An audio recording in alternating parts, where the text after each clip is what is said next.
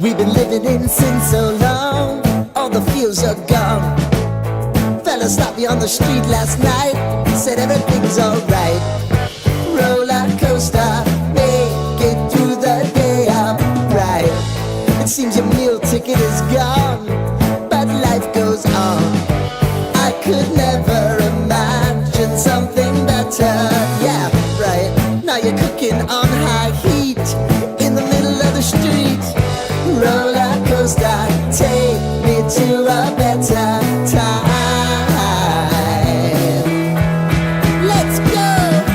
All sing your high line with the roller coaster of life. Yeah. It's time to all choose your timeline on the roller coaster of life.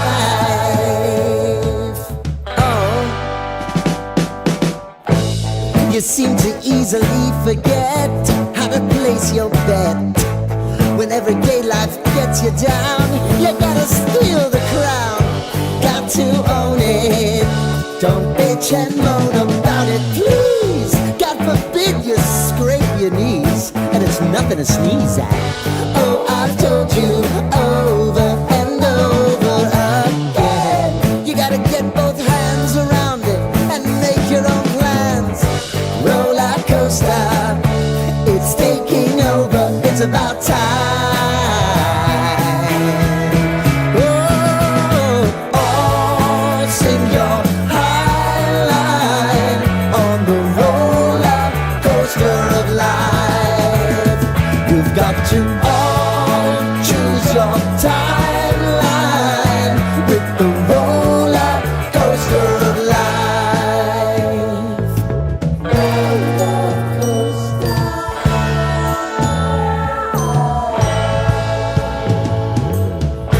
I want to go down the rabbit hole, down the rabbit hole of life.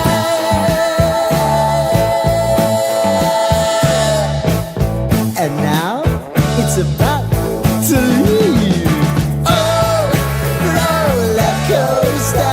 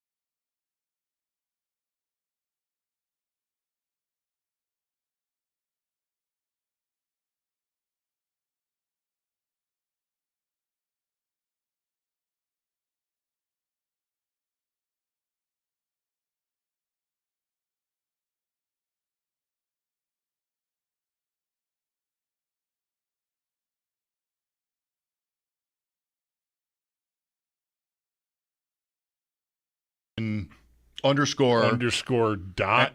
No dot. No dot. Sorry. Fashion underscore NFL. Okay. That rolls off the tongue. No, I know. I didn't know why. What's going on? Well, we talked to Joe Goodberry on Monday, I believe. Bengals. That's right. Expert. And he was talking about how the Bengals, what was the context? The Bengals and the Steelers are the same. Like the Bengals have Trey Hendrickson, the Steelers have TJ Watt. Yeah, and I brought up to him how the Bengals are portrayed as sort of buffoons and just messing their way through everything. Cheap. Right. And the Steelers have got the same situation on their hands with their star pass rusher, but they're the Steelers. And so, nobody makes the same judgments on them. I would say the Steelers do get a lot of heat. Maybe it's not for the same things, but, the Steelers are picked on all the time now. But, like the Bengals are kind of clowns and the organization at least, and the Steelers are given a certain maybe too high level of respect. But we were having that conversation, and I'm like, the stripes are your problem. The pants, yeah. the stripes. Yeah, right. I mean, you're looking for respect. What are you wearing? The clothes make the man, Joe.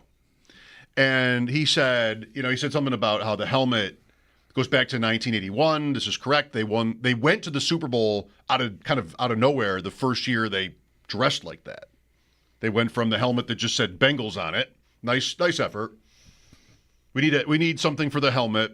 Let's just write the name of our team on it. Yeah, it looked kind of like a Browns helmet with the word Bengal plastered on the side of it. It totally was. It's Paul Brown leaving Cleveland, and we'll have an orange helmet, but we'll write Bengals. Okay, well, we won't be confused. As long as we can read, we won't be confused. Right. We know there are letters. Joe even went so far as to say that because of its origins there in 1981, that it's a classic look now. Well, maybe he's right. I don't know. So he tagged me about a poll at fashion_NFL. Which team has the best, this is a modern term, primary helmet in the NFL? And it's a picture of two helmets, the Cincinnati Bengals and the Minnesota Vikings. And so I responded, there is a poll. The Bengals are way ahead in this poll. Really? I responded, are these top two? Is this the culmination of a tournament or something? And another follower said, yes, these are the final two helmets in a series of polls that eliminated everyone else. And I think there has to be some rule that you can't be over 14 if you're voting in this poll. Yeah, or how do you possibly or the images that you're voting on aren't in color or something. I don't know. How do you possibly consider the Cincinnati helmet? I don't know. One of the two best helmets in the NFL. Along with the Vikings is okay. I prefer I can't stand the Bengals look at all, entirely across the board. It's largely the stripes. I don't really mind the colors. But the stripes on the helmet, on the panel, on the side of the pants, on the shoulders even, I think it's been. I don't know if it still is. I just can't stand that look. The Vikings is not one of my favorites, but I would prefer it 100 times out of 100 to a Bengals look. Well, okay. I like the Bengals helmet. I like the Vikings helmet. It's purple. Can I direct anybody who likes football enough to follow fashion_NFL and vote on something to a certain, let me read you the names of some other teams. And you can look, I can't show you a picture. We're on Twitch. I don't have a picture. I can't show you a picture of their helmets, but I can just say the name of the team and maybe you'll want to go find out what their helmets look like. The Raiders. Yeah, that's a classic look. The Chiefs. Also. The 49ers. My favorite of the three we've mentioned so far. Really? I would say yes. You probably like the Chiefs because no stripe. No stripe. So you love the no stripe. I'm not anti-stripe. My late great friend Dean. I'm very inclusive about stripes. Was militant in a very endearing way about how the helmets without stripes are all the best. No stripe helmet comes in above any non-stripe helmet. The Bengals are tricky for this because they have lots of stripes, right, but they don't have that center stripe. Right. So I don't know how you want to read that. But the helmets, the NFL helmets that don't have the center stripe are, he's like, it's one of many things he would say that I think I just put a smile on my face every time because it's like so good. Those are all the best helmets. The Bills throwback, no, the current, like the staining Buffalo, that has a red stripe on it. Did they have a stripe on their helmet in the 60s? I think probably they did. I don't know. I can't say definitively. I can't remember a stripeless Bills helmet myself. I think they probably did. Sitting here right now. I think the Bills have an argument for the best white helmet. Although I do like Miami. I don't liking Miami, but I do like it's a good look. I think. I think it's not. I'm not supposed to feel that way, but like objectively, I think it's a good look. Colts, classic. Don't love it. Like it more than the Vikings and the Bengals for sure. Yes, like easily. I think I might like the Colt logo, the white Colt helmet more than the Bills white helmet. It's an argument. It's a discussion, but I think I might prefer it. I think the Bills helmet is great. The logo is too big now, I think, on the helmet. I don't know if that's like what someone my age would say. Mm-hmm. I also think yesterday we were talking about the mid-'70s a little bit. And if you missed it, the Odyssey app, AUDACY, you can go back and hear us talking about the mid-'70s. That's free. You just have to download it. There's no cost at all. We have a phone or something, but yeah. Free content. The 70s Bills helmet, I'm talking about the stripe, like when they made that move. The logo's too small. Mm-hmm. I watched some of the 77 Bills, but that's a party, by the way, watching that team play. Oh, yeah. The 77 Bills, I watched some highlights this morning, and the helmet, it's a great uniform, I think, like really, but the logo is too small. Now I think it's too of them big. in white tops, blue pants, and that helmet when I think of that era, is how I see them. In my you say that year, and that's what I sure hope they wore that combination in that year, but that's what I see in my head. The 80 opener, yeah, at home, Miami, white jerseys, smart because it's hot. Like the Dolphins know to do that. The Bills knew to do that. Do they still? Maybe not for a night game against Baltimore, but in their next three of their first home games are night games. The one that isn't is New Orleans. If it's like 90 degrees, it's going to be next week. You're wearing white and making the Saints wear black. I would like that. I would like to see that. That doesn't seem like that's not bad sportsmanship or anything. That's why it's home field advantage. Home field advantage. Well, have at it if you want. It feels like this poll is probably already over, that the Bengals will win the award for the best helmet in the NFL. I mean, I can't believe that. I think there are probably 20 better. You might say more because you don't like the Bengals. You dislike the Bengals helmet. I might say 31. You might consider it the worst. Tennessee. Oh, that's tough. That's Which tough. helmets are terrible? Tennessee is terrible. Everything. Tennessee's everything is terrible. Okay. Everything about it is terrible. The marks on the shoulders, it all looks like 80s video game font to me. They have a horrendous look. Like, unless that's what they're going for. I mean, I don't know why they would be, but I just, ugh. Yeah, they look like the uniforms you would have on football players if Minecraft had a football team. Maybe, yeah, that's pretty good. I think that's pretty good. The Titans. The Jets helmet is bad. What is the Jets helmet now? Now it's like that green football logo. It says Jets. That sucks. That's terrible. Yeah, the white with the two green stripes and the airplane and the jet, like with the airplane kind of with the word sort of split up, superimposed on it. You know what I'm talking about? Like the Namath jet helmet. This is the Namath jet helmet, I think. This is? The current one? I think so. Wow.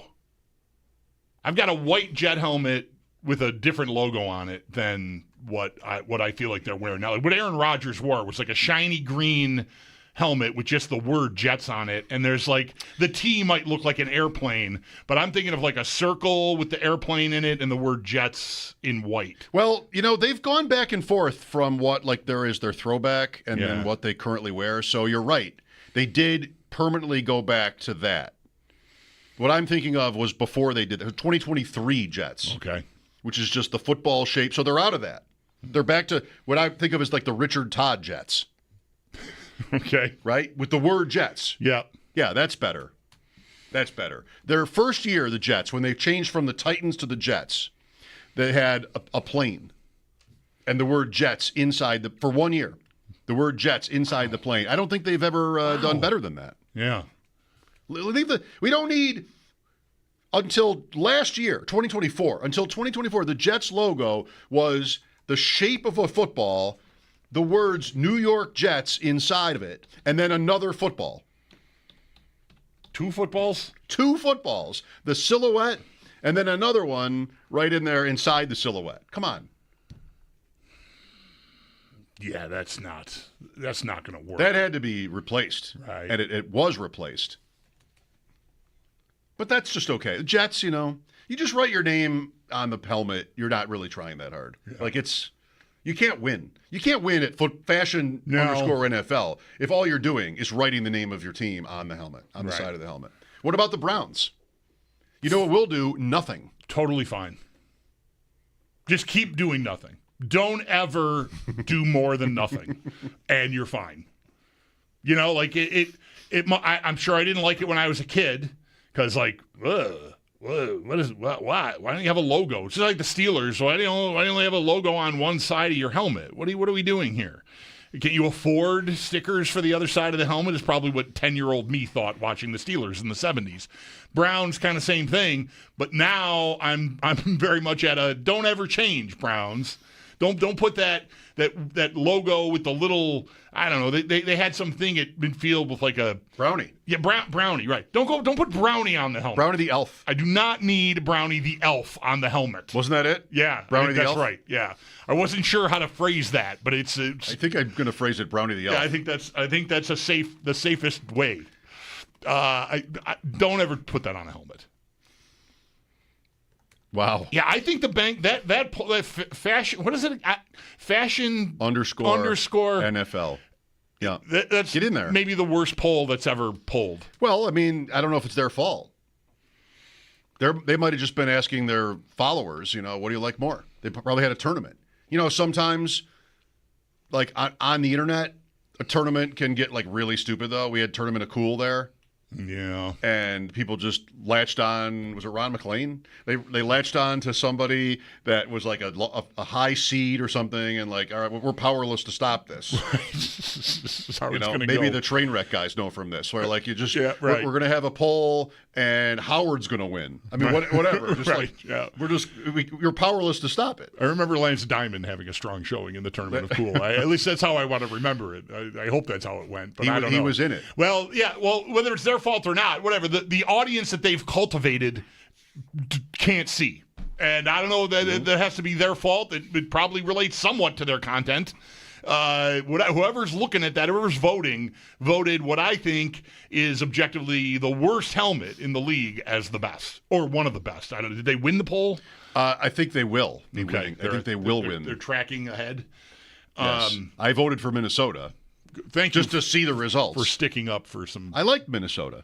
I do too, especially now. It's kind of gotten overdone. Like every other college or more has that sort of matte look now. In Minnesota, transitioned to that.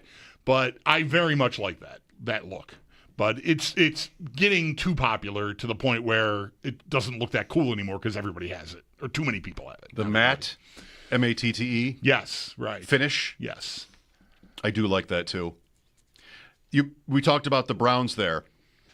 I remember an old, here we go, have a seat, kids, magazine. Remember the magazines? Yes. And it was like an oversized magazine, if I remember right. Could have been like Inside Sports or something like that. And they had a top 10 best and worst college football helmets. USC, like that's a great helmet, right? No stripe. And they had the number one, their ranking of the number one best college football helmet, and this has not changed in these maybe 40 years, is Penn State. And they had a short, like a paragraph on each one. And the Penn State one was something like, how much more classic can it get? than plain white and just a stripe, the dark blue stripe down the middle. I mean, this is just an all-time great look. It's a throwback. You're nostalgic. The program has had success for decades. You can't change it. This is the best helmet in college football. Penn State. And then they had the 10 worst, and number 1 was Penn State. You guys, can't you come up with anything? Ever heard of colors? It won both the best and worst. Yeah. Maybe that's the Browns. Here is Jim with us. Hi, Jim. How are you? Good. Thanks for calling, Jim. You guys doing good? So when you brought up that poll and you said, before you even said Cincinnati and Minnesota, I was thinking Minnesota because I was at the NFL Hall of Fame, and when you see all the helmets together, something about that purple just stood out. I always thought that was just a cool, and maybe it's just the color. I mean, it is kind of cool with the horn on the side, but I just thought that if you see them all together, it just kind of sticks out that. It almost seemed like it was a metal flake. Did they change it to more like a matte finish? But it seemed like, this was probably 10 years ago I was there. It was almost like, a metal flake car. It was just really cool. So I think when you see them all together like that, the purple just stands out. Is maybe, Jim, the very best thing about the Hall of Fame, the helmets? That and Tom Dempsey's shoe. Is that's it. 1A, 1B? Okay, Tom Dempsey's shoe. From the then longest field goal in NFL history. For the Saints, which he had like a half a foot, Dempsey. Does everybody know that? Is it so long ago that maybe what does that mean? Yeah, I would. Tom Dempsey had a deformity, so he had a metal plate, in front of his toes, and sort of like a half a shoe, and he kicked the longest field goal in NFL history. Anyway, 63 yards for the Saints against Detroit, 1970. Then he kicked for the Bills, and he missed. Wide right in the rain, opening day 79, my first ever game. And that changed everything for me when it came to the subject of Tom Dempsey. He went from a hero, a legend, to, we could have not had 0 for the 70s. You couldn't say 0 for the 70s. Right. If they had just won one of those times. And that was probably the closest they got. 9-7. How did I not hate football after that? It was pouring all day. Yeah. It's like Rich Stadium, and I'm 7, and the place is massive. It's wet and just miserable, and they lose on a field goal 9-7 to Miami. Somehow I was hooked. Was the hot chocolate good? Maybe something must have gone right. Maybe. I was there with my parents' friends too. By the way, ever heard of that? That your parents' friends took you to the game? Yes. With neither of your parents? Absolutely. Right. Yeah. That's right. And a friend your age? No, or no, just 3 of us. Wow. And he was my doctor. Yeah, I was going to say straight up, that's kind of weird. Yeah. That's just we love these people. That's a little odd. It was my parents' friends and me at the 79 opener. Yes, but I love the Hall of Fame, and I love the helmets. Zach is next. Hi, Zach. Hi, guys. You're talking my language right now. I got to get in on this. So the Titans thing, firstly, I hate the Titans, I think mostly because of their uniforms and their helmet at this point. But I would like to nominate a couple more that I really dislike, if you'll humor me for a second. Sure. The Panthers I don't love because I almost feel like it should just be the Panthers' head and not so much more of the body. It looks a little clunky to me. And then I have another point. I would love the Steelers to just put the logo on both sides of the helmet. Why does it have to be on one side of the helmet still? I don't know if it's a historical thing, if maybe you have some insight on this one here. But their logo is only on the right side of the helmet. And I like their colors. I even like the colors in the logo. Even the jerseys are fine. But why is it only on one side of the helmet? I'm gonna Google this. I feel like this is something I've Googled a half a dozen times in my life and never remember what the reasoning is. I'll keep listening for it. And then one last one. One last one. I remember, I don't know the scale of their flag on the helmet anymore. I don't love the Buccaneers helmet at all. I don't even really like their jerseys, quite honestly. I don't think we need the pewter, personally. But I remember when they maybe first switched over, or they had the logo was way too big on the helmets for quite a long time. And I feel like they can honestly use a bit of a rebrand, in my opinion. And last thing, I don't love the standing buffalo. Maybe I'm too young for it, but I don't love the standing Buffalo Bills helmets at all. Actually, I could care less if we ever see them again personally, and that's all I got. Thanks, guys. Okay. Wow, I disagree completely about I love the standing Buffalo. After time away from it, like I get why you wanted to change it and update it and make it look more aggressive or whatever the purpose was of putting the Charging. Yeah, right. I get that. But I'm old enough now that I don't feel like I need it, and I like the classic. I really like that classic look. And I don't dislike the logo currently, but I favor the plain standing Buffalo. 1962, the Steelers decided to put a logo on their helmets. The owner, Art Rooney, asked for it, but didn't specify to the equipment manager whether he wanted it on both sides. So he just put it on one side. And they had their best record ever at 9-5, so they kept it. Yeah, they're trying out the logo, basically. They had gold helmets at the time, is what I'm seeing. And so he put it on the one side, and they played great. And when they later switched to black helmets, they just kept it on the one side. So that's it. There was no other significance than that. They had good fortune with it on the one side when they tried it out, and then it never changed back. I like it. Yeah. It's different. Yeah. Although when I put, as we do every Sunday in our house, every week during the season, the helmets on the big speaker underneath the TV, I get to pick, there's room for 6 matchups on this speaker. You can't put them all. They don't all fit on there. Mm-hmm. And I really don't want the Steelers up there unless I can see the logo. So I only put them on there for home games. Because they got to be on the... Or whichever side. What side? It's only on the right side? Yeah. So road games. Okay. Because they're facing right. Because I want the helmets to face each other. Right.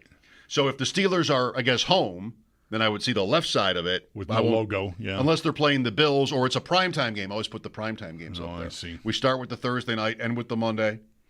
If the Steelers are playing, can't do it.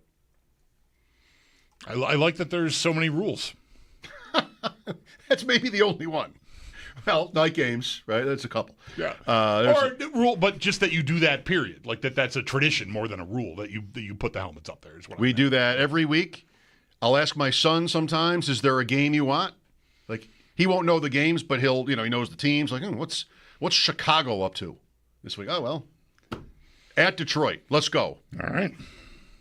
Let's do that today. Let's you and I decide which games are going up on my speaker, which helmet matchups are going up there on week 1. I'm gonna do this. I might even put them up there when I get home.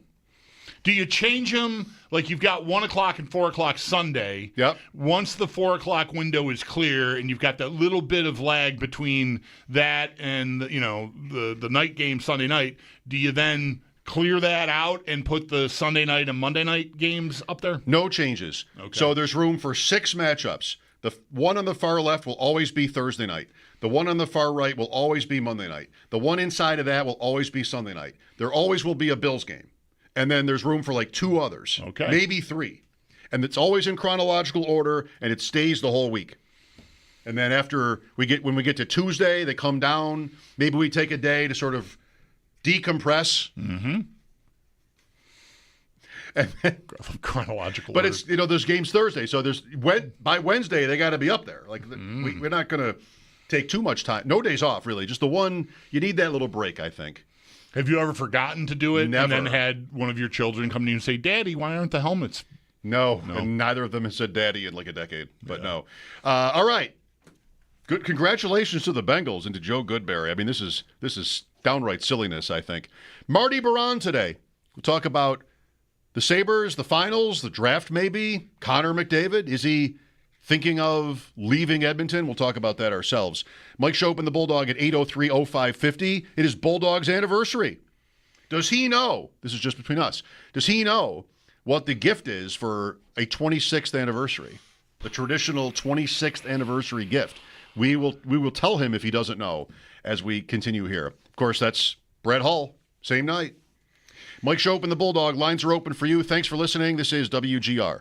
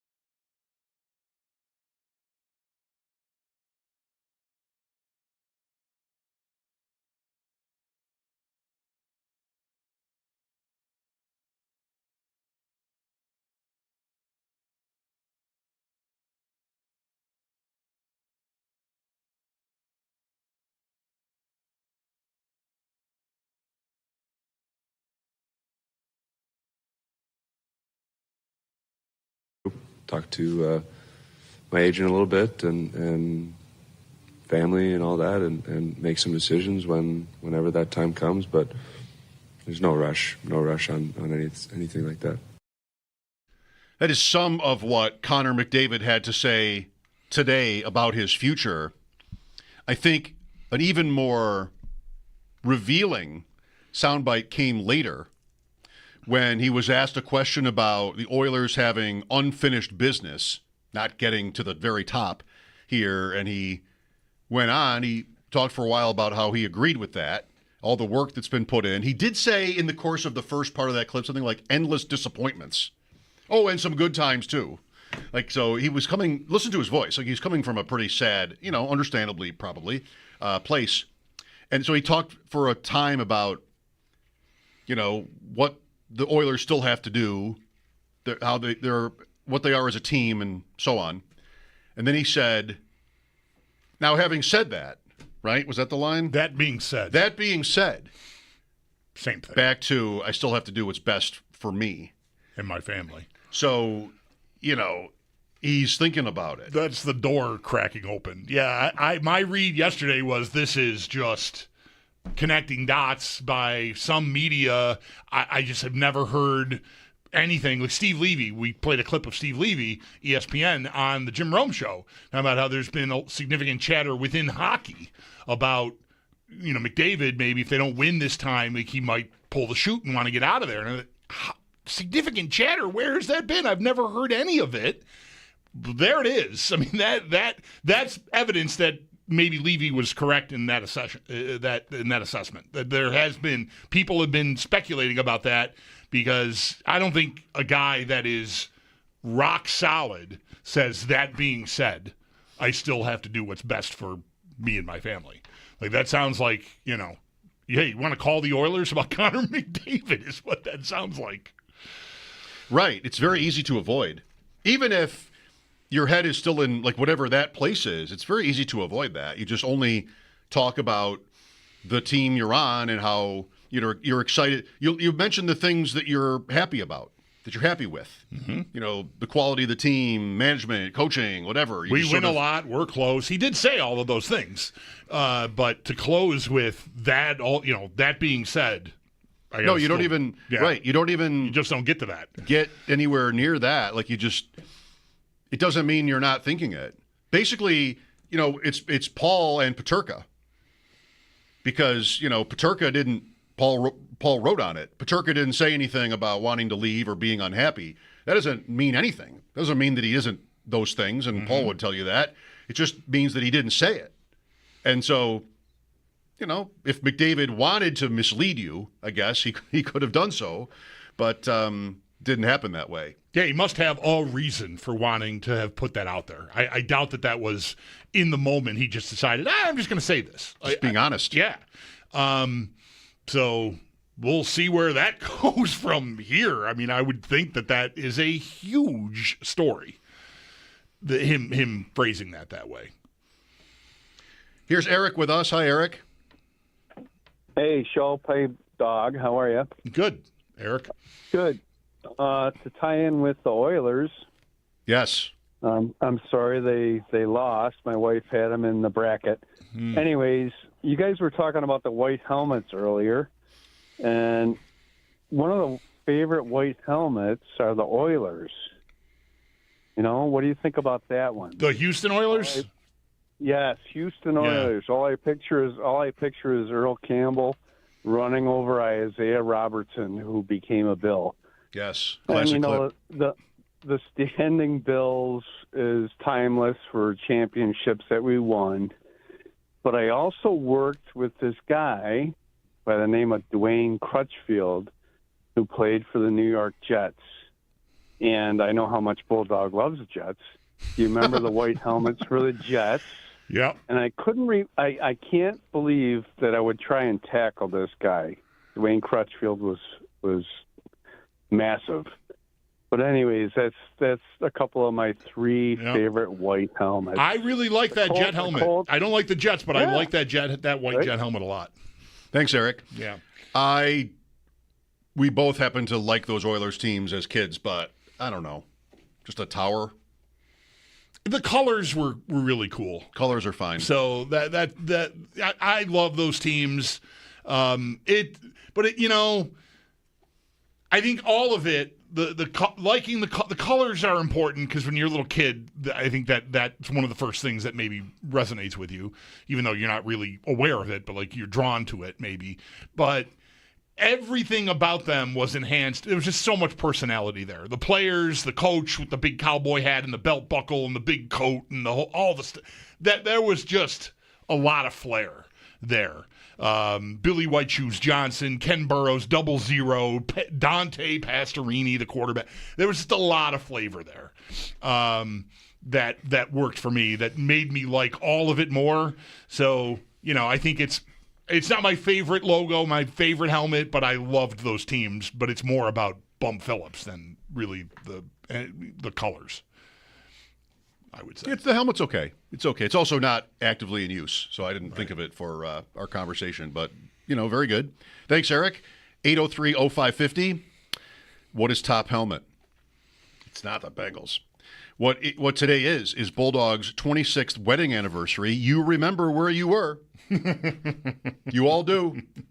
If you go back that far, like Sneaky Joe wouldn't, because he's 29. Like, he would not remember. Right. But sports fans who were, whatever, little kids even to adults would, remember Game 6. Yeah. Today is my father's birthday.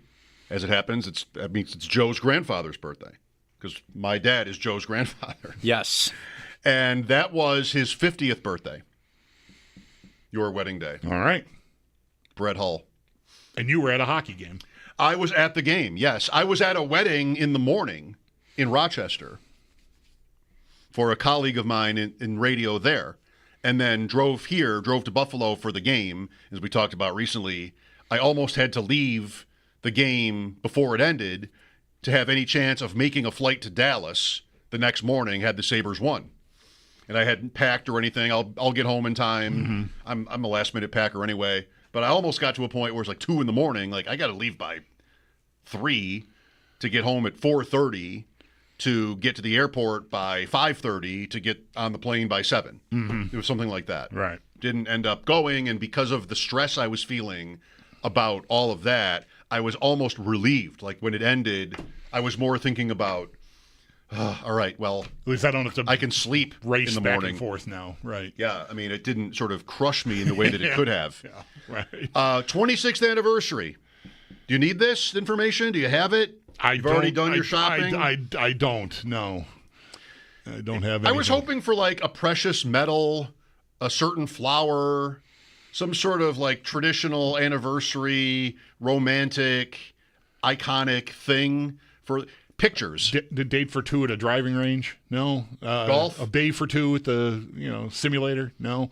What do we got? Pictures. Pictures? Or chocolates. No. An alternate 26th anniversary gift apparently is chocolates. The main one on the list that I saw is pictures.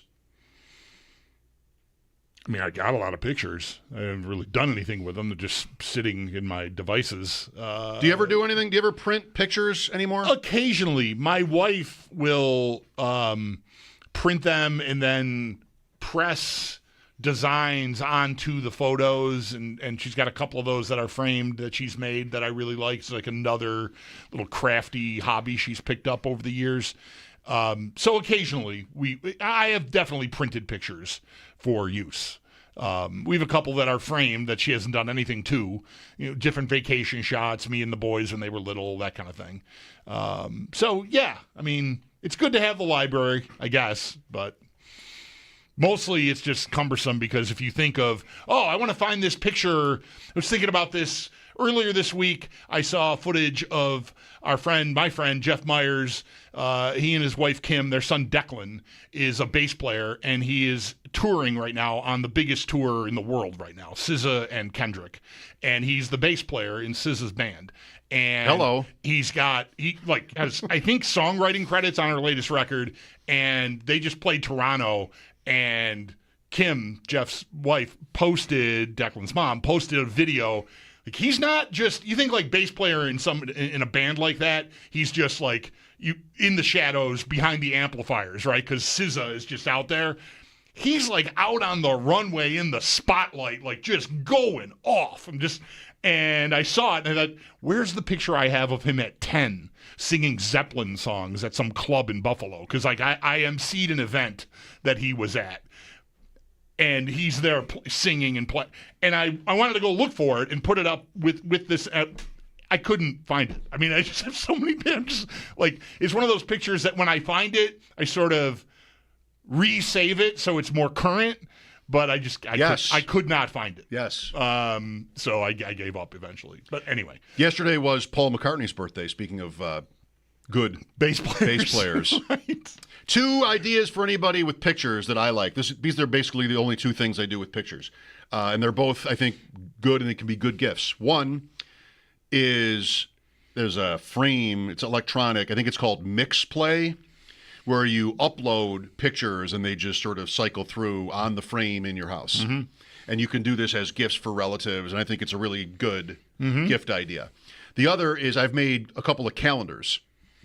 So Shutterfly is a site I use for that. You upload your pictures and can build calendars, and that's a nice gift too, like my sunset stuff or family pictures, you know. So a couple of ways to make it useful other than, you know, that are not just the simple print them out, put them in a frame and on your desk or something like that, which I guess is still good too.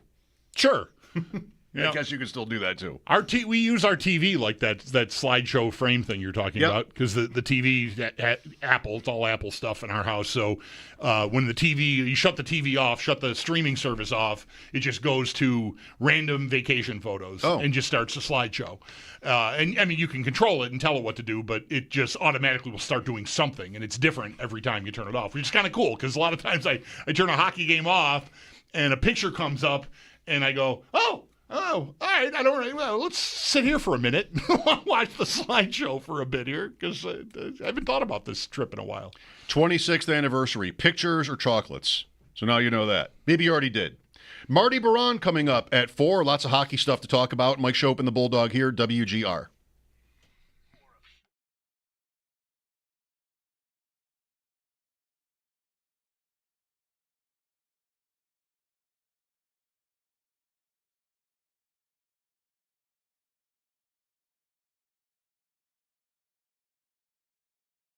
It's Mike Schopp. He's Bulldog, talking sports. Call him on the telephone.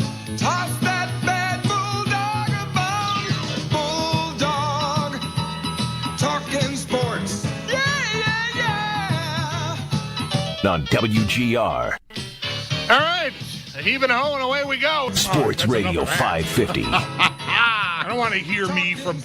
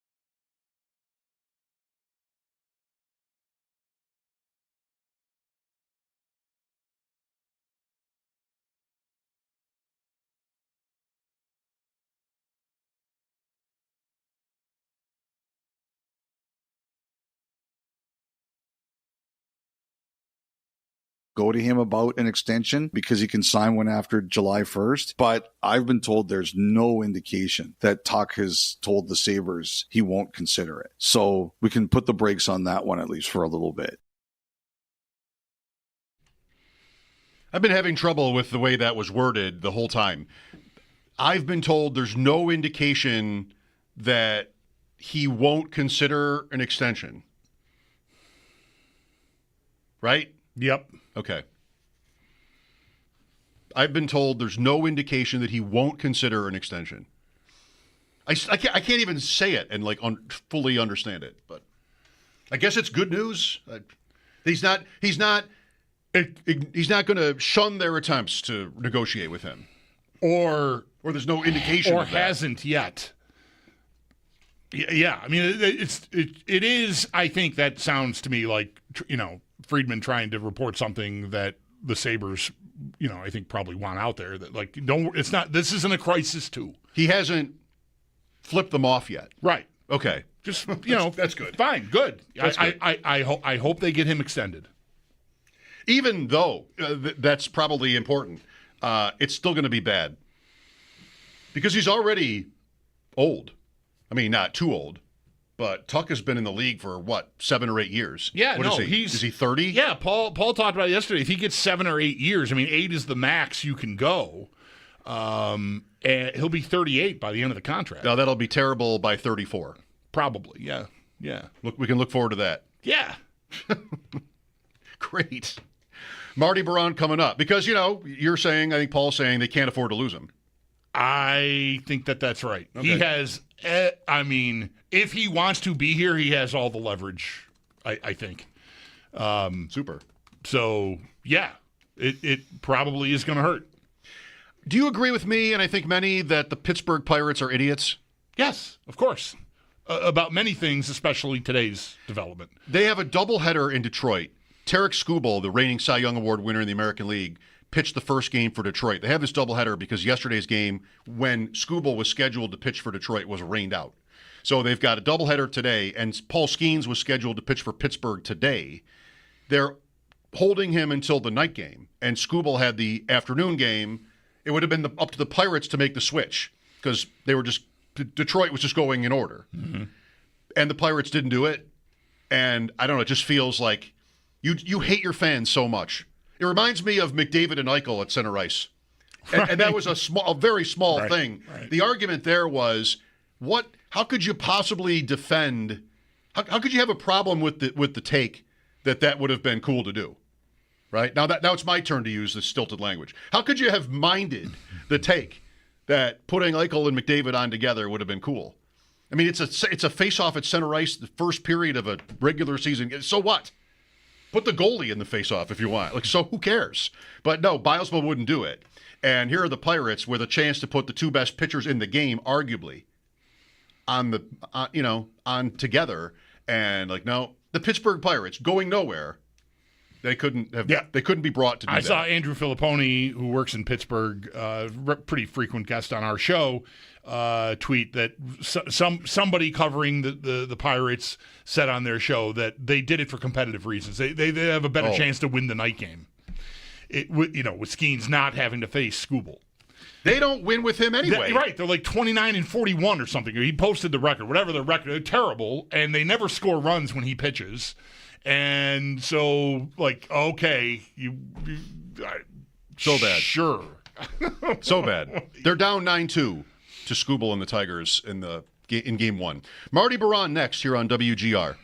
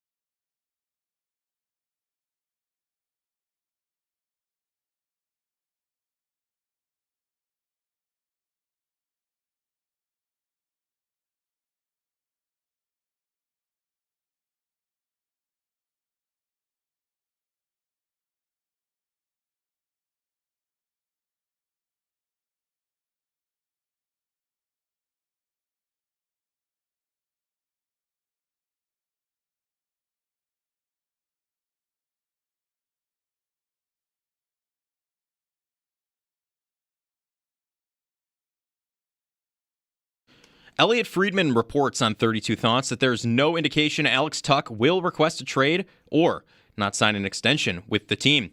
Matt Duchene has re-signed with the Dallas Stars to a 4-year, $4.5 million contract extension. And Chiefs minicamp is underway. Head coach Andy Reid reported today that offensive tackle Josh Simmons is expected to be a full participant at training camp later this summer, and Simmons tore his tendon in his knee while in his final season with Ohio State this past year. Reid also reported that wide receiver Rashee Rice is expected to be ready for training camp. Rice tore 2 tendons in his knee in Week 4 this past season. New York Jets linebacker C.J. Mosley announced his retirement from the NFL today. Mosley played the last 5 seasons with the New York Jets and played his first 5 seasons in the NFL with the Baltimore Ravens. Game 6 of the NBA Finals tonight with a chance for OKC to claim the title. ESPN's Shams Charania reports that Pacers point guard Tyrese Halliburton will be good to go tonight. Halliburton dealt with right calf soreness in the second half of Game 5. Tip-off tonight is at 8:30. And the Bisons back in action tonight after a 14-1 win over the Woo Sox last night. First pitch tonight in Worcester is at 6:45. You can hear all of the action over on our sister station, the Bet 1520. It's your Paddock Chevrolet Sports Update. Paddock Chevrolet, celebrating 90 years of being your hometown dealership. I'm Joe Cali for WGR Sports Radio 550.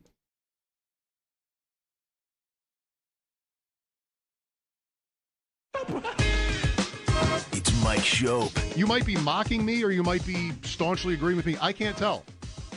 I'm mocking you. And the Bulldog. What is Fozzie Bear's role in this production? On WGR Sports Radio 550. Welcome back. Joining us now, everybody's friend Marty Biron on the West Her Hotline. Bulldog and I were talking, Martin, about whether you would have been around in 99. Bulldog's wedding day is today. It's the Brett Hull anniversary. I'm not asking you to reminisce with us about the goal or anything, but would you have been, it's Dom and it's Rollison, would you have been around with that team? Yeah, so happy anniversary, Bulldog, by the way. I was a Black Ace, right? So the Rochester Americans that year in 98, 99, we went all the way to the Calder Cup final, lost to the Providence Bruins. So we basically joined the Sabres Game 4. So, you know, we're down. The Sabres are down 2-1 in the series. We joined them for like after practice for Game 4. Won that. We went to Dallas, lost Game 5, and came back. But the funny thing is, usually the Black Aces, they're on the press box, or you know, they have their own spots. There was no room on the press box. Right. They didn't have suites available, so we got regular people's seats. So us and, you know, people, because we were given 2 tickets per player, so I'm sitting literally 15 rows back in the 100 level, right behind where Brett Hull scored at the Zamboni entrance. Oh. And as soon as it happened, I was like, okay, I got to go down to the locker room now. So I went to the Zamboni door. I came around, and when I got to the locker room, that's when Lindy Ruff was coming back out because he had seen the replay of Brett Hull skate in the crease. And I literally thought the door was coming off its hinges. I thought the hallway was going to be trashed, like he was angry. And we all know when Lindy gets angry, it can get ugly. You would have had to walk through Dallas to get to Buffalo. Yeah, but they weren't in their locker room yet. They were still on the ice, right? Because they hadn't been given the cup yet. So right. I did walk through the hallway. But then I waited by the stick rack. So when you go into the Sabres locker room back then, but it's still kind of like that. You walk in the room and the stick rack is right there. And there used to be one of those like gas station fridge with, water and pop and Gatorade or whatnot. And when Lindy got back into the room, let's just say that fridge took the blunt of his anger. Oh, wow. You guys are all in there. You know, there wasn't room for you in the press box because that's where they put guys like me who were just sort of glomming on to the Sabres because it was the finals. I didn't have a press pass that year, but they gave me one for the finals. And I think there probably were a lot of us I was Rochester. They probably didn't know if we were going to be there because we were in the finals. Yeah, right. Too. So at the start of the finals, they didn't have any extras. They had maybe the 2 or 3 guys, but they didn't have 4. I think there was 4 of us from Rochester that made our way up to Buffalo to just be there in case of anything, injury, sickness, or whatnot. Right. Yeah, all those spots, like on the far ends, either end of the press box is usually where the scratches, the players, I think, would be sitting, but that was all press and media because there were so many. And there were so many more media that, like, I was in a real seat, too. Like the top row, 323 or some section like that, top corner. Yeah. You know, where all right, auxiliary press box. Auxiliary press box. Also looking down on the net where the goal was, quote, I got a pretty good story to tell you guys, though, about Game 5 in Dallas. So when we got to the hotel, we would stay at this place called the Christian Court in Dallas. And if you've never heard of it, Google it. It's like, it's unbelievable. It's gated. It's a hotel downtown. And we got there, and our team dentist and the oral surgeon, because by that point, your doctors, your dentist, your oral surgeon, everything travels with the team. You don't want to have to go to the other teams, like medical personnel. You don't want to give away secrets. But when we got there, we all checked in, and then the dentist and the oral surgeon are like, we don't have keys. And the hotel goes, oh, my goodness, we've made a mistake. There was only one room left. It was the presidential suite. It was like a 4,000 square foot, 2-story suite in that place. So our team dentist and oral surgeon ended up staying in that presidential 2 floors, 4,000 square foot room. Sometimes it worked out. All we have, sir, is first class. They enjoyed their time for sure. All we have available, sir, is first class. Will that do? I mean, I guess I got to get there. All right, Marty. Well. The finals, in the end, it could have been better, I think. It started great, but Florida just proved superior here. What are your thoughts on how it all ended? I mean, we got to start with goaltending, right? I mean, Bobrovsky, despite the fact that, last game was 5-1, there was a 5-2, a 6-1 win, the last 3 wins that Florida had, he was really good because every game started with the Edmonton Oilers and McDavid and Draisaitl having a push. And Bobrovsky having to make a big save in the first 2 minutes of the game. And if the Oilers scores those goals, then it's a different story. So that was a storyline, and you got to think the Oilers are going to do something with their goaltending in the offseason.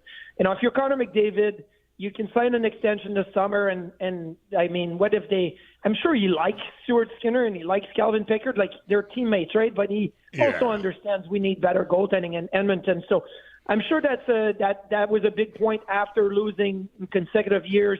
Losing Zach Hyman, though, that maybe is the out that the Oilers have. If you're Stan Bowman and the hockey operations, you're like, okay, if we had Zach Hyman, how different would that have been? If Connor Brown was fully healthy, if Matthias Ekholm on the blue line was fully healthy, how different would that have been? So maybe they're thinking this way, but if I was in the hockey ops in Edmonton, I'd say, listen, let's at least fix the crease. We saw what happened to Colorado at the start of this season. They're like, no, we can't go anywhere. They changed both of them. I'm not saying you got to change both of them, but at least fix your crease and then go from there. Yeah, I think that was Skinner wasn't a huge problem for them last year in the final. They lost in 7 games and fell behind 3-0, but rallied.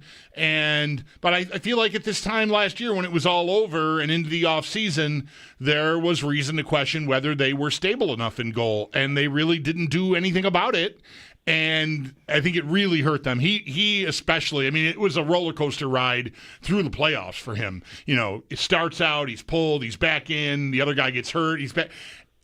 He was just pretty bad, I thought, in Game 6. They won 14 games in the playoffs. Bulldog Pickard had 7 wins and Stuart Skinner had 7 wins. That doesn't work. And I know people are saying often, you don't need a $10 million goalie. Well, obviously, Bobrovsky won the last 2, making $10 million, and we all know Vasilevsky was a stud.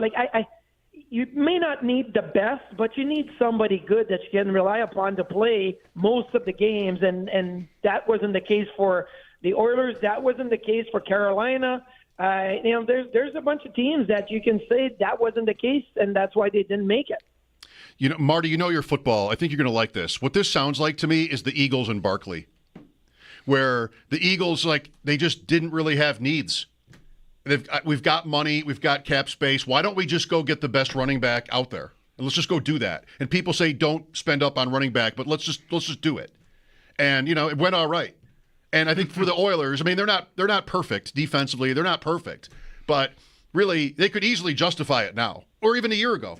Like, now we just really don't have anything else we need to do other than maybe figure out how to make McDavid happy. But Marty, like, they're a team like Philadelphia in football where you can just go, and even the Bills at points here along the last 5 years. Yeah, let's just go do this, seemingly unconventional thing that analytics won't like, because what else can we do? Maybe that is the case. And maybe the fact that, Stan Bowman came in, as a newer kind of GM in that position after they let go of Kenny Holland and all of that. And then it's like, okay, like he's going to reevaluate everything, but that always delays things a year, right? There's an evaluation period. And now the problem is, okay, so Draisaitl's making $12+ million. Evan Bouchard's going to sign this summer. He's going to be $10+ million. And then McDavid's going to maybe sign an extension starting in a year from now. And he's probably going to be like 17 or 18. So you're going to have $40 million between three guys. Like, I think you had a shot this year and you missed it because you didn't fix your crease. It may be too late. They may never get back there. What do you think about McDavid now? So we talked about this a lot yesterday. There's so little time between the end of the season and free agency, right? It's like a little more than a week. Could have even been less had Edmonton forced Game 7, but it's still not much. And today, McDavid didn't exactly slam the door on speculation about, his future. I think that's putting it mildly. I think now it's a real topic whether or not they can do enough to keep him. What do you think he might be thinking? Well, I also think, like, if you're Connor McDavid, you know what money you're going to get. Like, it's written in stone. You're the best player. You're probably going to get close to a max deal. Max deal is 20% of the cap, right? So in a year from now, when he signs, the cap will be over $100 million. So that could be $20 million a year. So he's going to say maybe he takes 18 and a half. But everybody knows what he's going to get. So the Oilers can't say, we'll overpay McDavid.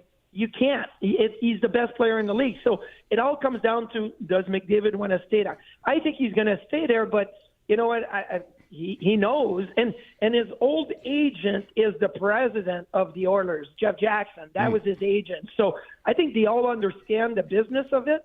But at the end of the day, like if you're McDavid and you see, okay, so the Florida Panthers won a couple, you saw Vegas and Jack Eichel won, and you saw Tampa, and you saw Colorado, Nathan McKinnon win, and you're Connor McDavid, and you're like, Sidney Crosby's won 3, like, you're like, I want to win. So maybe at that point when money doesn't matter because you know the deal, like if he became a free agent or if he gets traded, he knows he's getting at least 7 years at $18.5 million on the free agent market. Somebody's going to do it. So it's all about, does he want to stay there? Does he think he's going to win there? And if the answer is no, well, the Oilers are in big trouble. Bulldog, is this something the Sabres should consider for president of the organization, like Peterka's agent or his dad or whoever like he likes having around? Should they do something like that? Sneaky Joe had an idea for McDavid, Marty, that you may have heard of, or you might have had the same thought. Like if he ends up leaving Edmonton, what would be best for the league? Joe said Florida. It's like Durant and the Warriors, just like that would get people talking. It would get people talking. If McDavid ever left the Edmonton Oilers, I know that nobody's going to like this answer, but what would be best for the league is if he went to Toronto, Austin Matthews went down to, Vegas or LA or whatnot. Like they would want like an American in an American city, keep McDavid in the mecca that is Toronto. Like that's what they would want. Business-wise, it would make sense.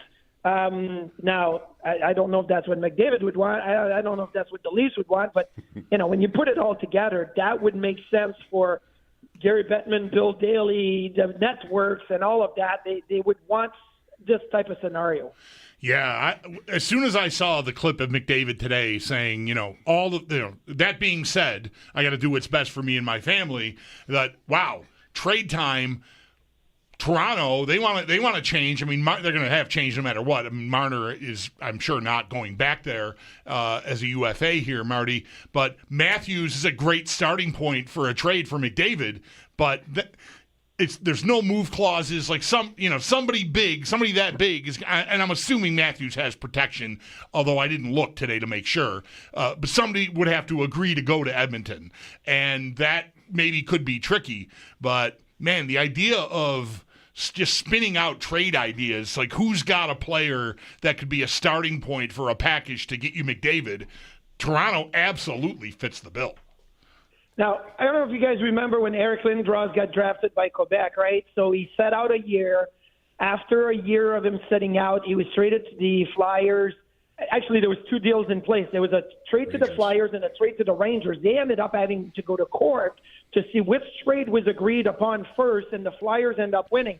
But the deal that the Flyers sent to the Quebec Nordiques was like $10 million. There was Duchesne on defense. There was Forsberg. There was a first-round pick, another first-round pick. It was Mike Ricci. It was insane. Like like Connor McDavid would get like 3 times that. Like if you trade Connor McDavid, you're trading everything that you have. So that's why I think it's unlikely. If McDavid doesn't sign, he's probably walking out as a free agent, and then it becomes the silly season of what would be the summer of 2026.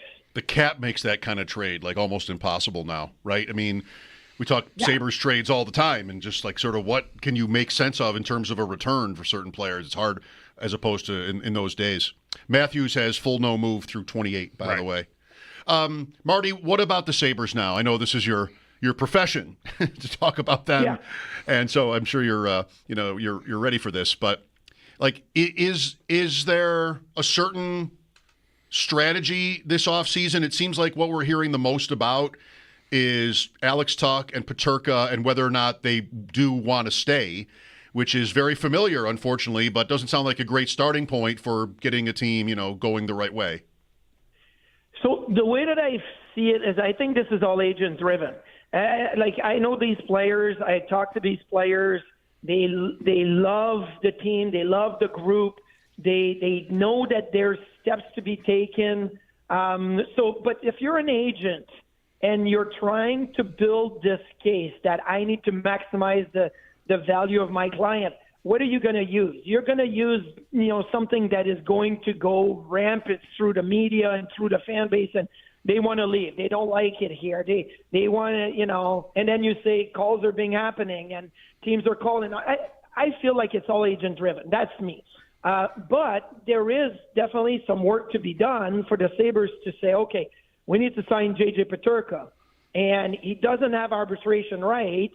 So if he doesn't sign with us, like if it's October and November and we don't have J.J. Peterka, like we're in a tough place because we need him in the lineup. He's a really good player. He's one of our best players. So I think that there's a strategy that is not often used here because of the position the Sabres are in. They have to start out good next year. They can't go October, November and be, 10-16 and say, oh, we're good, without J.J. Peterka. So if he's not signed and if the agents are holding their side of the thing and say, no, we're not signing, then you may be forced into trading him. But I don't think that is what J.J. Peterka wants. And I really feel like Alex Tuch and everybody else wants to be a part of it. The big thing is they were a top 10 scoring team last year, and they had a terrible power play. If the power play gets better, they're probably a top 5 scoring team. But does that alone make you a playoff team? No. You have to make sure your blue line is better, and you have to make sure your crease is better. And so that is what the focus on.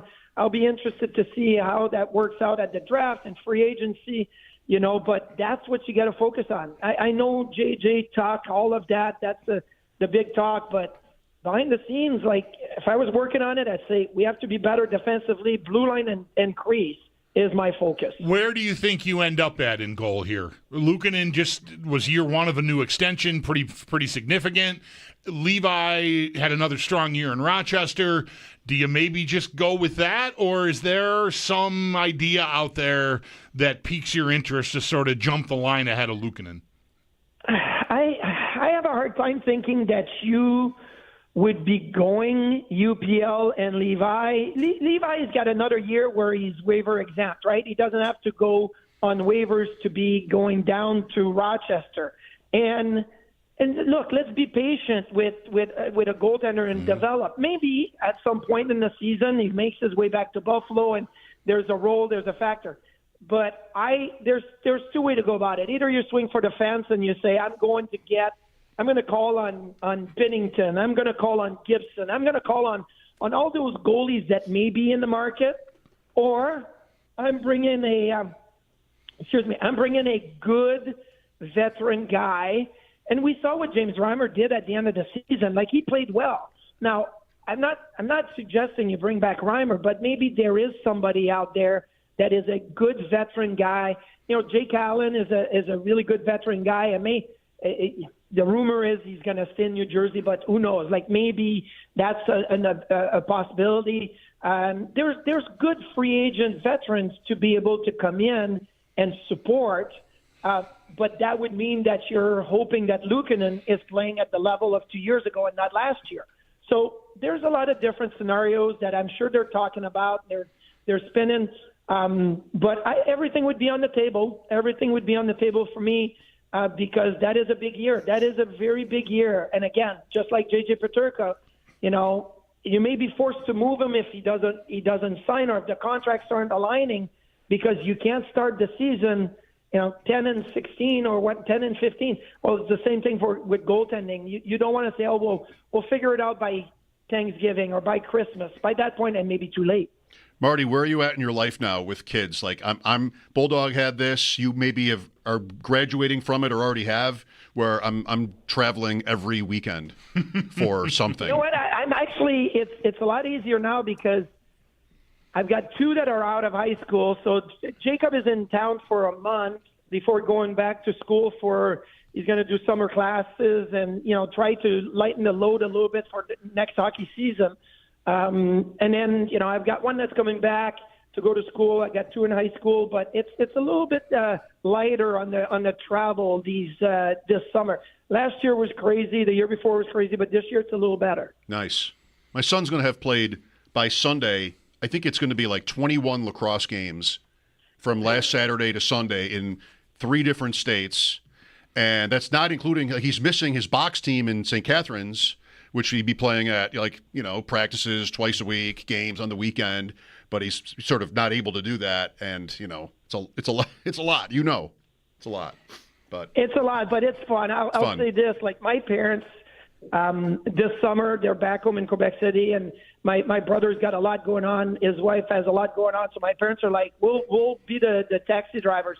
So they're loving it because it's taking them back to like my and my brother's time where they're at, like different competition, different things, and they're absolutely loving it. Very good. It's nice to have that.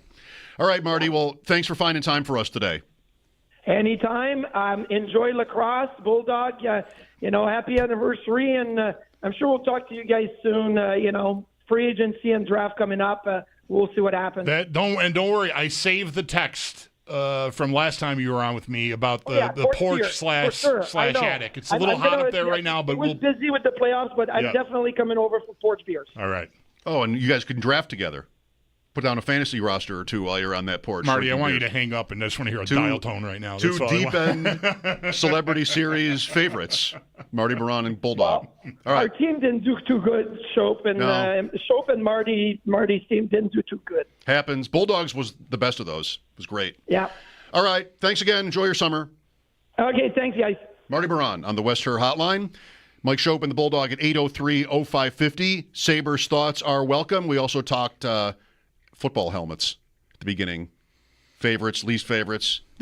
Are there people who like the Titans helmet who think it's like no great? No, I don't even think Titans players and or fans like their helmet. It's funny. I think of Ross Tucker talking about the Bills uniforms when he played for the Bills and how they were the worst in the league. Yeah, players would feel that. Sure, that's what I mean about the Bengals.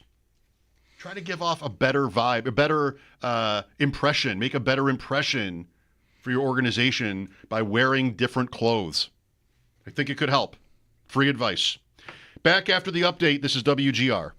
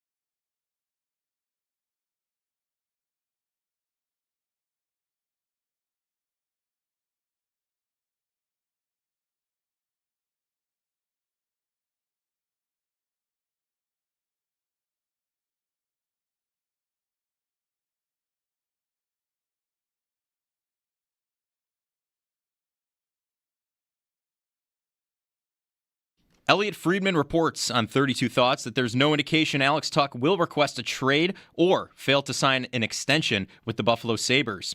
Chiefs head coach Andy Reid at minicamp reported today that offensive tackle Josh Simmons is expected to be a full participant at training camp later this summer, along with wide receiver Rashee Rice. Game 6 of the NBA Final tonight with a chance for OKC to claim the title. ESPN's Shams Charania believes that Pacers point guard Tyrese Halliburton will be good to go tonight. Halliburton dealt with right calf soreness in the second half of Game 5. Tip-off is at 8:30.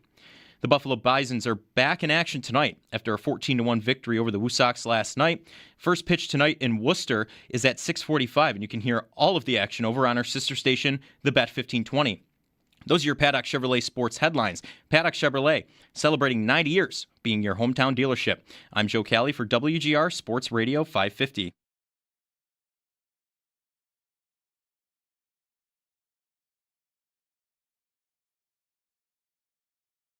You know, a hockey player always loves playing hockey, doesn't like, watching and not being able to do a lot of things. I've been through a lot in my life, and I'd rather an injury than losing someone I love. I mean, there's a lot worse things that can happen than injuries, and I'm pretty positive with my mindset, and I'm driven to want to come back. So yeah, obviously injuries are not fun, but I'm driven to get better and come back even stronger. Top NHL prospect Matthew Schaefer, Erie Otters, defenseman. Yep. All right. He will not be available when the Sabres pick.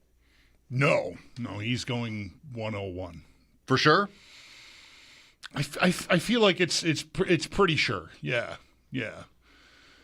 He did not play a lot. He had an injury early in the year that he had to battle through and get back. But even with that, I think he has been at the top almost all year. There is another player, Scott Wheeler, who we talked to, and I don't have my rankings open anymore. But Scott has, and we didn't get specifically into this, but his tiers, he's got two guys on the top tier, Schaefer and I think Misa is the other one, Michael Misa, so forward. But I think Schaefer is, at least according to most of what I've read, including from Scott Wheeler, Schaefer's like the guy. You don't like the idea of Connor McDavid on Florida? They've had two good ones in a row or this week. What Joe today, I just saw this from Twitter, what would be best for the league is a super team, like LeBron did or Durant, and putting McDavid on Florida somehow for 7 draft picks, something like that. And they also had the other day, in the event that he is traded, 1 year left, what would you give up for him? Right. I think I saw Joe tweet something about if he wants to go like a Kawhi Leonard thing, right? Like I want out of here, but I'm going to be a free agent and I'm going to do that. But so you can take me on for a year. What do you want to give up? Anybody you got? That would be worth it for the Sabres. They were talking about Thompson. Maybe beyond Dahlin, I guess, but I don't think I'd want to trade, what's left? 5 years of Thompson? What is it? Probably about that. Yeah. For 1 year of McDavid? Unless you had some reason to think you could actually re-sign him. I mean, nope. Does he have control over his contract too? No movement? Thompson, yeah. No, McDavid. Oh. He probably should, right? I'd be stunned if he doesn't. Like, he's not on his first deal. Yeah, so. He's not going anywhere, regardless if he does or not. He's not going anywhere that he doesn't want to go. That would stun me, but I'm pretty sure he probably has the protections because everybody gets it now. Yep. So, and Thompson, there was a window there, but I think we're through it now. I think he is the back half of his contract has, I think, some sort of protection, but the front part maybe didn't. Okay. I think it's been a while since I've familiarized myself with all of that. I guess I should this is the week to know it, I guess, right? I mean, anything could happen. You want to spitball ideas. It'd be nice to know who can go freely and who you got to convince to go. Thompson, through 2029, according to Spotrac, has a 5-team no-trade list. So the Sabres, if they wanted... That's not much. No. If the Sabres wanted, they could trade him to any team that isn't on his list of 5. I don't know who's on his list, but that's always fun to think about. All right. The Sabres would not be on his list because he already plays for the Sabres. Right. This is one. That's good. That's good. Yeah. Here's a star in the league, and the Sabres are not on his list of teams he would not accept a trade to. All right. But that's through 2029. Then in the final year of his contract, it's something just listed as modified no trade. Maybe that's the same. Maybe that's the same thing through the rest of the contract. Yeah. Five teams that I assume he could change. Yeah, I think every year you can open that up, and because there was even, I think, a few years ago some hubbub about a guy, I can't remember. It was Vegas and Dadonov. I can't remember the player now, but he had some protection, but he didn't update it or something. And the team, Ottawa? The team took the liberty to use it against him, and there was litigation about it and whatever. And I don't remember how it ended, but you do get the opportunity to sort of, like, the team will maybe notify you, or your agent will notify the team, like, hey, my guy wants to make a change. We're in the window where we can modify the list, so we want to do that, please. Like, it's a formal procedure that you know there's a window to do it with. Well, we're listening to perhaps the first pick in the NHL draft talk. The Sabres pick 9th. And this is a really, maybe, before I say this, Marty Biron was like, I know Tuch and Peterka, and I don't know them to be, wanting out or trying to force a trade or anything like that. I mean, he said of both guys, they really like the group and, all positives from Marty. I think the Sabres have a particular problem. Well, they have others, but because of the 14 years, we had this conversation yesterday too. Can they really afford to get younger? Like, it might not be the best idea to sign Alex Tuch to a 7-year contract. It might be the only way they get to keep him, though. And, probably in maybe somewhat short order, you've got Oposo on your hands again because he's 33 and he's just not at all worth it. You're just hoping for locker room value out of the player, and where's the C maybe, and like, do we scratch him? Things like this will happen, eventually, probably, maybe even soon. You just don't know. So we talk like, they have to keep 30-year-old Alex Tuch, and they have to keep their good players and want to be here stuff and everything like that, because we just kind of are assuming maybe, and I'm not sure we're wrong, that they can't back up from here. That they wouldn't dump good veterans for future assets. Right. They just re-signed Jason Zucker to a 2-year contract. Okay. They re-signed Jordan Greenway to a 2 or 3, whatever. They got multi-year extensions, not long ones, but with veteran guys that are already, Zucker more than Greenway, at an age where you'd be like, and those are depth, role-playing third-line type guys. Really, the year started out with them playing very well with McLeod on the third line. I kept making a point about how it's the first time in many cycles of this team's build that they had like a actual team, a purpose for that line. It wasn't like spare parts and kids that couldn't fit up top yet, or veterans who they couldn't get rid of, or whatever it was. They built the line and it was working. And then Greenway got hurt and somebody up top got hurt and Zucker went up, and like that, it got kind of jumbled. But anyway, you're not in a position to. You don't re-sign Zucker and Greenway because you're about to start over again. Well, that's right. I mean, you're talking about things they've done. I wasn't even thinking about that. But you're right. They've kind of already started down that path. Right. By signing those players. But I'm just thinking, like, generally, we talk like they can't rebuild or anything resembling a rebuild because they've already done that so many times. And now it's just like, it's almost like they have to push forward as a rule. Because they might think the idea of getting younger is just intolerable. And, that a lot of people would agree with them. It's just, it's hard enough already. It's harder when you can really only go in one direction. And if you don't really nail it, you'll get old and still lose along the way. I mean, you have to really nail it when you do it this way. You don't have the luxury of a good team that can, flip draft picks and do the kinds of things like Tampa would do, just kind of every year. You don't have that. But because of the drought, it just seems untenable to trade for draft picks and stuff. And that's why I think you're hearing some debate about trading this pick, because it's just time's up. Just makes it that much tougher to make the right moves when you kind of only have to go in one direction, and you're not that close to begin with.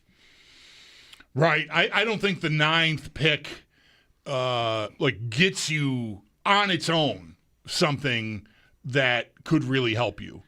But I think the 9th pick paired with Bowen Byram maybe gets you closer. Oh, let's hope. To something that could really help you. That is certainly something I think you need to be considering. Because the 9th pick, it's not our guest on Tuesday again, Scott Wheeler. Not a great draft, but still, there's players at the top that might be of interest to someone, but you really got to find a fit. I mean, I don't know. I find it very hard to get too optimistic about it being anything other than a sweetener, because in and of itself, it's just not that. I just don't think it's that valuable. You're not potentially drafting franchise stalwarts at 9. You're hoping for a good player, a top, player that plays in your top 6 or your top 4 on D, probably. But that's the ceiling of your hope, I think. So how valuable is that? I mean, I just don't know. But they should definitely explore it, and see what they, what does it take if Dallas is going to really move Jason Robertson, say his name comes up a lot, and that's a big contract, but it's a young, good, very good player. What does it take to make that happen? Can you win the bidding on that? It is something to consider. Yes, it is. Yes, it is. I'm sorry to laugh. I know. Win the bidding. Right. They won the bidding for Leno. Funny how that worked, right? I mean, they won the bidding for Leno. Bidding wars are not exactly their best subject. Right. What was your favorite subject in school? Social studies. History in general. Yeah. I love, now if I were in school, that would be my pick. But it wasn't then. Yeah. I don't know. Just didn't like math at all. Didn't like science much. I think history and I like English. I liked being forced to read was good for me, I think. Oh, well, okay. Yeah, that's good for you. We would have been a good 2-man best ball team in school. I'll take math and science. I'll take math, science, and music. You can have social studies, English, and art, I guess. Were you good at art? I liked it, but I wouldn't say I was good at it. You don't have, from your youth, a paper mache ashtray or something that you made? No. For mom and dad? No. That's art from kindergarten almost. We did for a long time in my parents' house. I don't know if I can't imagine they still have it. I haven't. It would have blended in for so many years now that I would not have noticed it there or missing. But I made in industrial arts.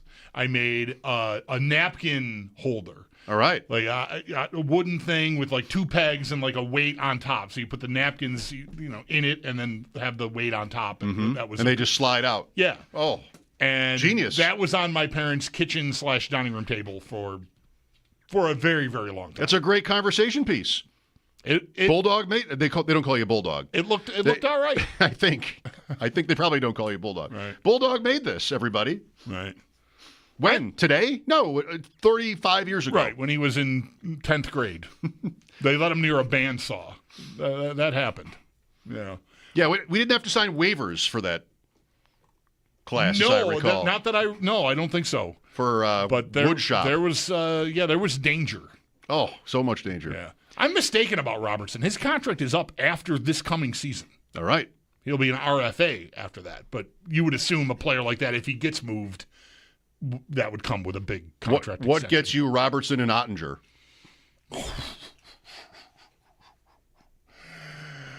Oh, boy. Paterka, Byram, and 9. Levi? And maybe Levi, yeah. You wouldn't do that? I would do that, like, snap call. Yeah. Well, I want to get rid of Byram. The 9th pick doesn't mean anything to me. Right. Levi really doesn't mean anything to me. And Paterka might want out. I can get 2 of the best players in the league. It's an $8 million goalie. Well, okay. You like that idea? I'll do anything. Okay, all right. It's interesting. I like that the Sabres doing something interesting appeals to me. I like him a lot as a player. I mean, Okay. He did not, the way it ended was weird. But I'd love to give that package up for a star or 2. Oh, yeah. Paterka's the only player there that I like that I think is good. But if he's unhappy and he's going to be big money, I'm going to need the money for these guys. Problem I've got there is none of the principals in that are under contract. They're all RFAs. Our side of that, Sabre side of that, they're all restricted free agents. You have to give up someone else then. That's tough, yeah. Okay. I mean, name somebody. Yeah, right, open the store. Quinn. Name somebody. What do you want? I don't know. You tell me. I was pretty quick to. You send me that offer in fantasy. You don't even have a chance to think about it before I've already accepted it. I think Quinn is an RFA too. All right. Well, figure it out. I gotta get their cap table open. Mike Schopp and the Bulldog at 803-0550. This is WGR.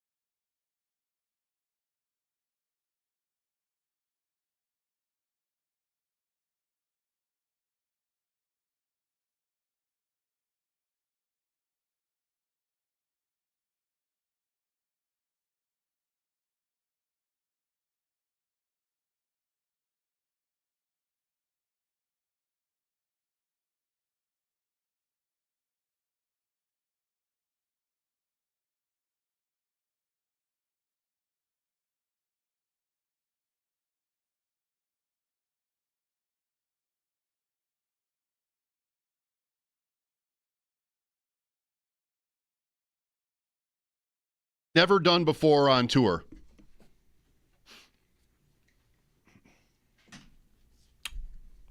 Hole in one? Withdrew. Oh. They say he's got a neck injury, and he couldn't finish his first round at one of your favorite tournaments, the Travelers Championship. Oh, sure. In Connecticut. It's kind of big. Yeah. A lot of the big names are there. Scheffler's there. McIlroy's there. McIlroy played very well today. 6 under 64. He's 2 off the lead. And Scheffler is 8 under through 14. And it's par 70.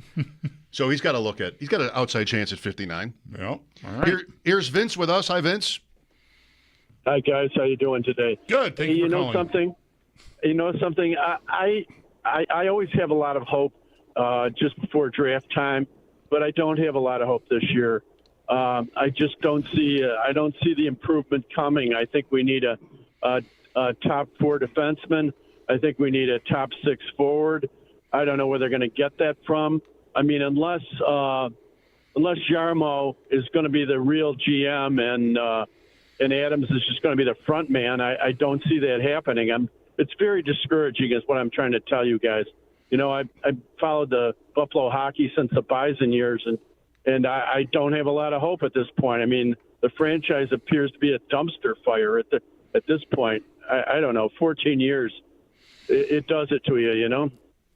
It does. Yeah, it's tough. They have needed a partner for Owen Power since Owen Power got here. What do we got? What are we, 3 full seasons in now? At least. And they have been, I shouldn't say they have been. I mean, we have been talking, I think, taking cues from them to an extent. Like, that has been a position of need the entire time. How bad a job is that? Just isolate that. I mean, you can do this with a lot of their problems, but they have been, I mean, they've tried different guys.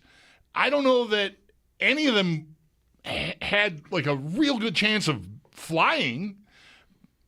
They have failed to find an adequate partner for a former number 1 overall pick on their blue line since he walked in the door. What is that?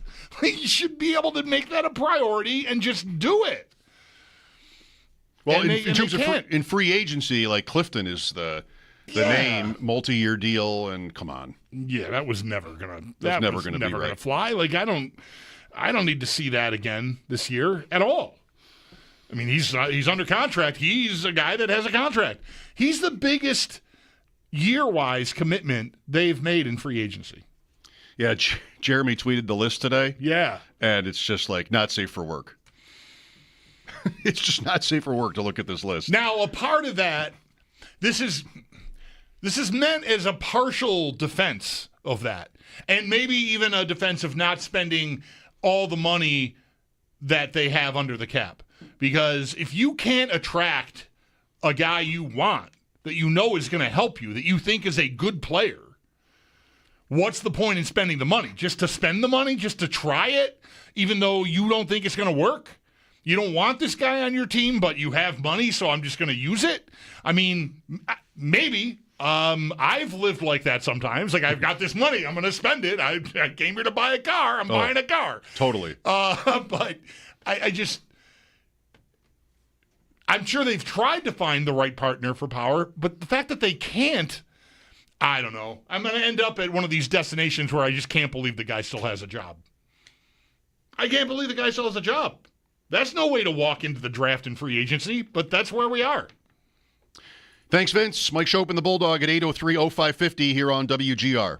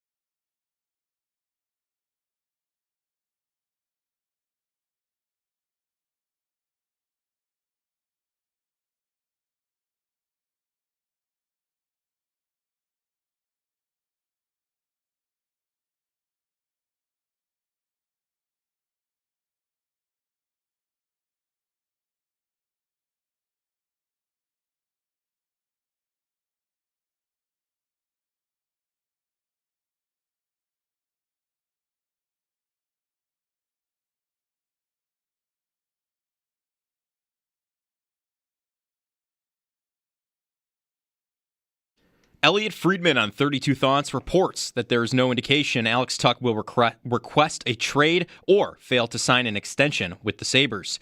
Chiefs head coach Andy Reid reported today that offensive tackle Josh Simmons is expected to be a full participant at training camp later this summer, along with wide receiver Rashee Rice.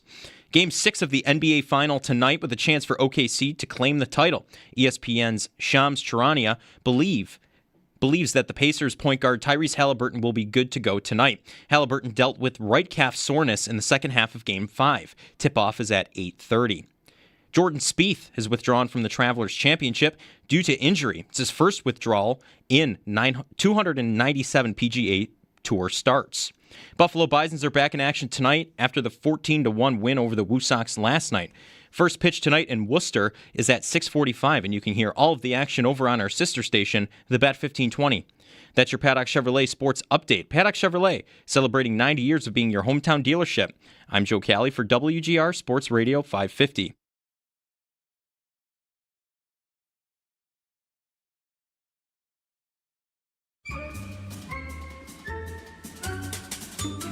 It's Mike Schopp and the Bulldog. Raisin Bran. You got to put Raisin Bran up there. Everybody knows it. It's Mike Schopp. Listen, get your own stupid old dying person team and choose your own cereals. And the Bulldog. I shall unleash my fury upon you like the crashing of 1,000 waves. That cereal is soggy. You reach into the fridge for the milk and open the lid on the milk to pour it in there, and that crap is already soggy. I am untethered and my rage knows no bounds. That's a problem. That's a problem for a cereal. I I think. problem. It's Mike Schopp and the Bulldog on WGR Sports Radio 550. Just saying, since the subject has come up, I'm running with the fake cereal names in fantasy. I love Cracklin' Cap Hits. Yeah. I'm not even sure why it's funny. What are Cap Hits? I don't get it. But I love Cracklin' Cap Hits. I decided last night I was going to do a draft, and what came to mind was Cracklin' Snapjacks. So I drafted a team called Cracklin' Snapjacks, and then it was like I was just fired up. I felt good about the team, and I did another one. Don't do another Cracklin'. Cracklin' Lava Loops. We have a Cracklin' brand going. A little too much crackling. So much crackling. It's just crackling. All the crackling. All the crackling is happening. Crackling apostrophe is happening. Crackling, right. It's there's no right? So we've inspired quite a thing here. On FFPC, there's a little place for you to fill. You can have a logo. Like I would use the Deep End logo sometimes with Adam Krautwurst for show our teams, like our team with you. Yeah.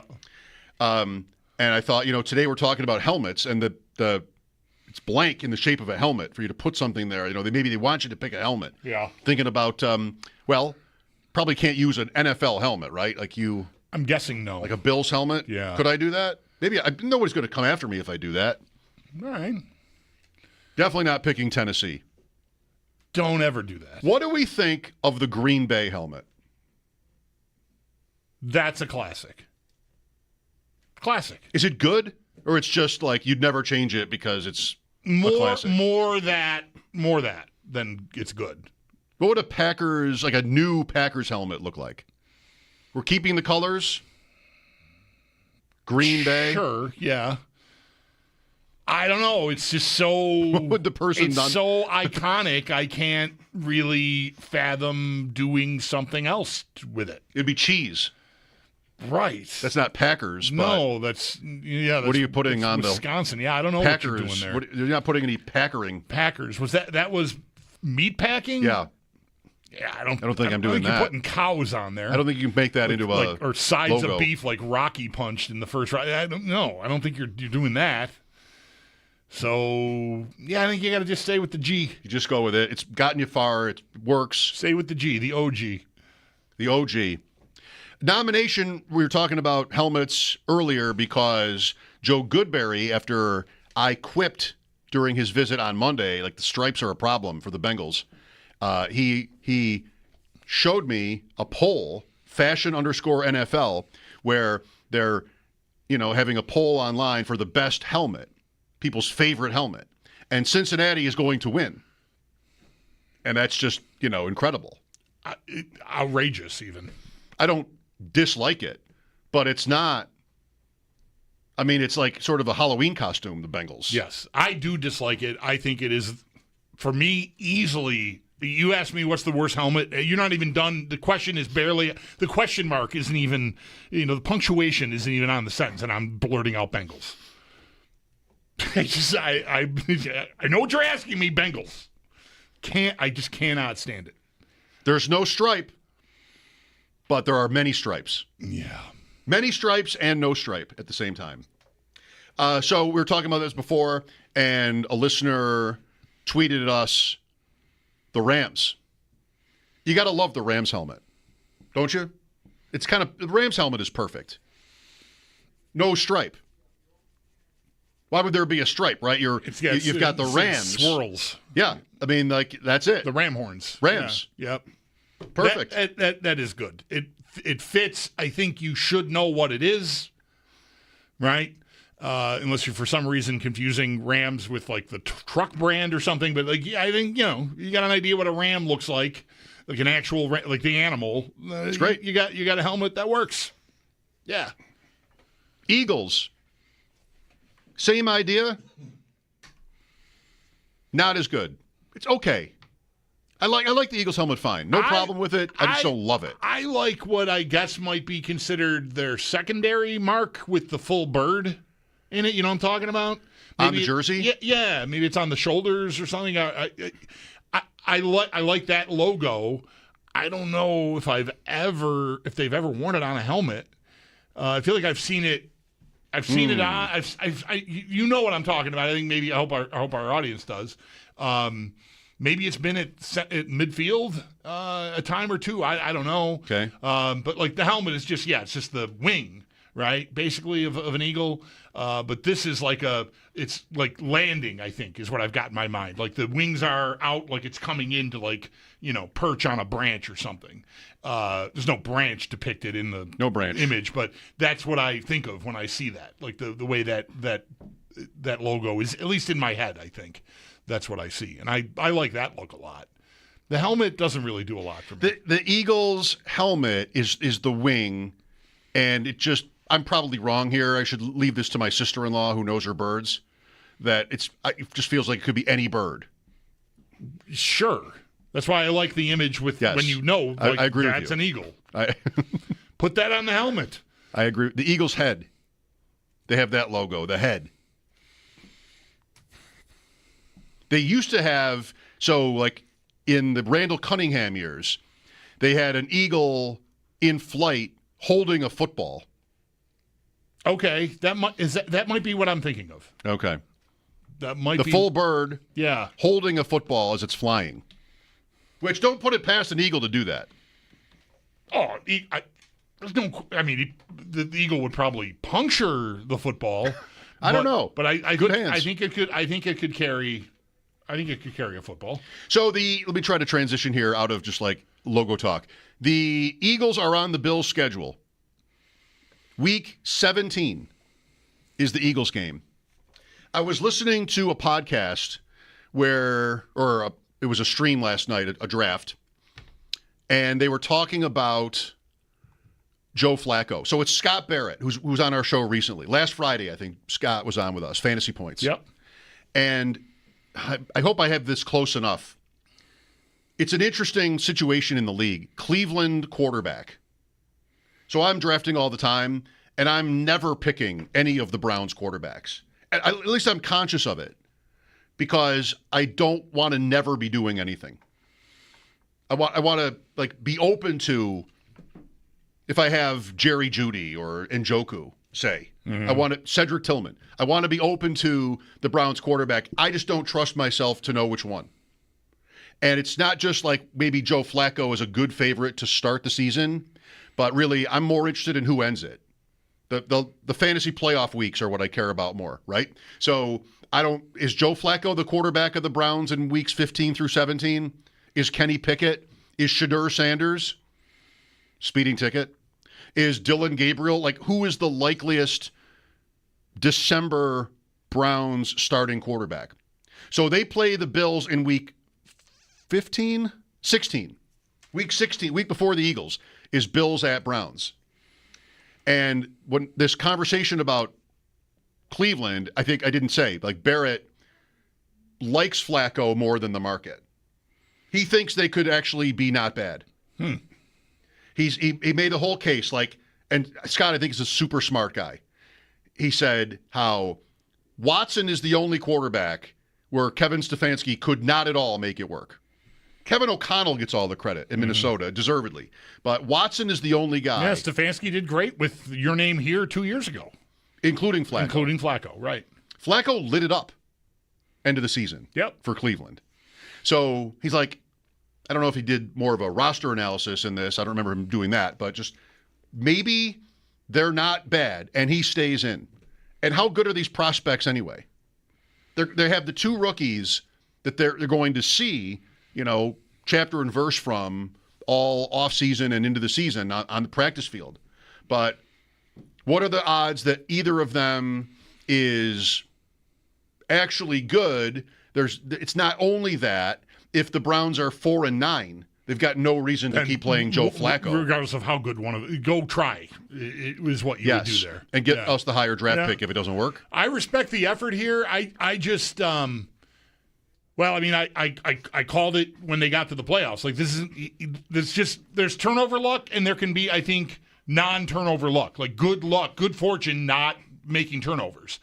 And I just think Flacco it's unlikely to me he's going to be good enough. I just think the mistakes will come. Or teams are just going to, they'll be on it in a way. Like he came in midstream and then maybe there wasn't a lot to know about what he was going to do and what his tendencies were.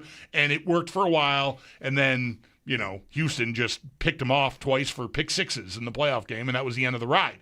I would expect that to happen sooner this year if he starts week 1.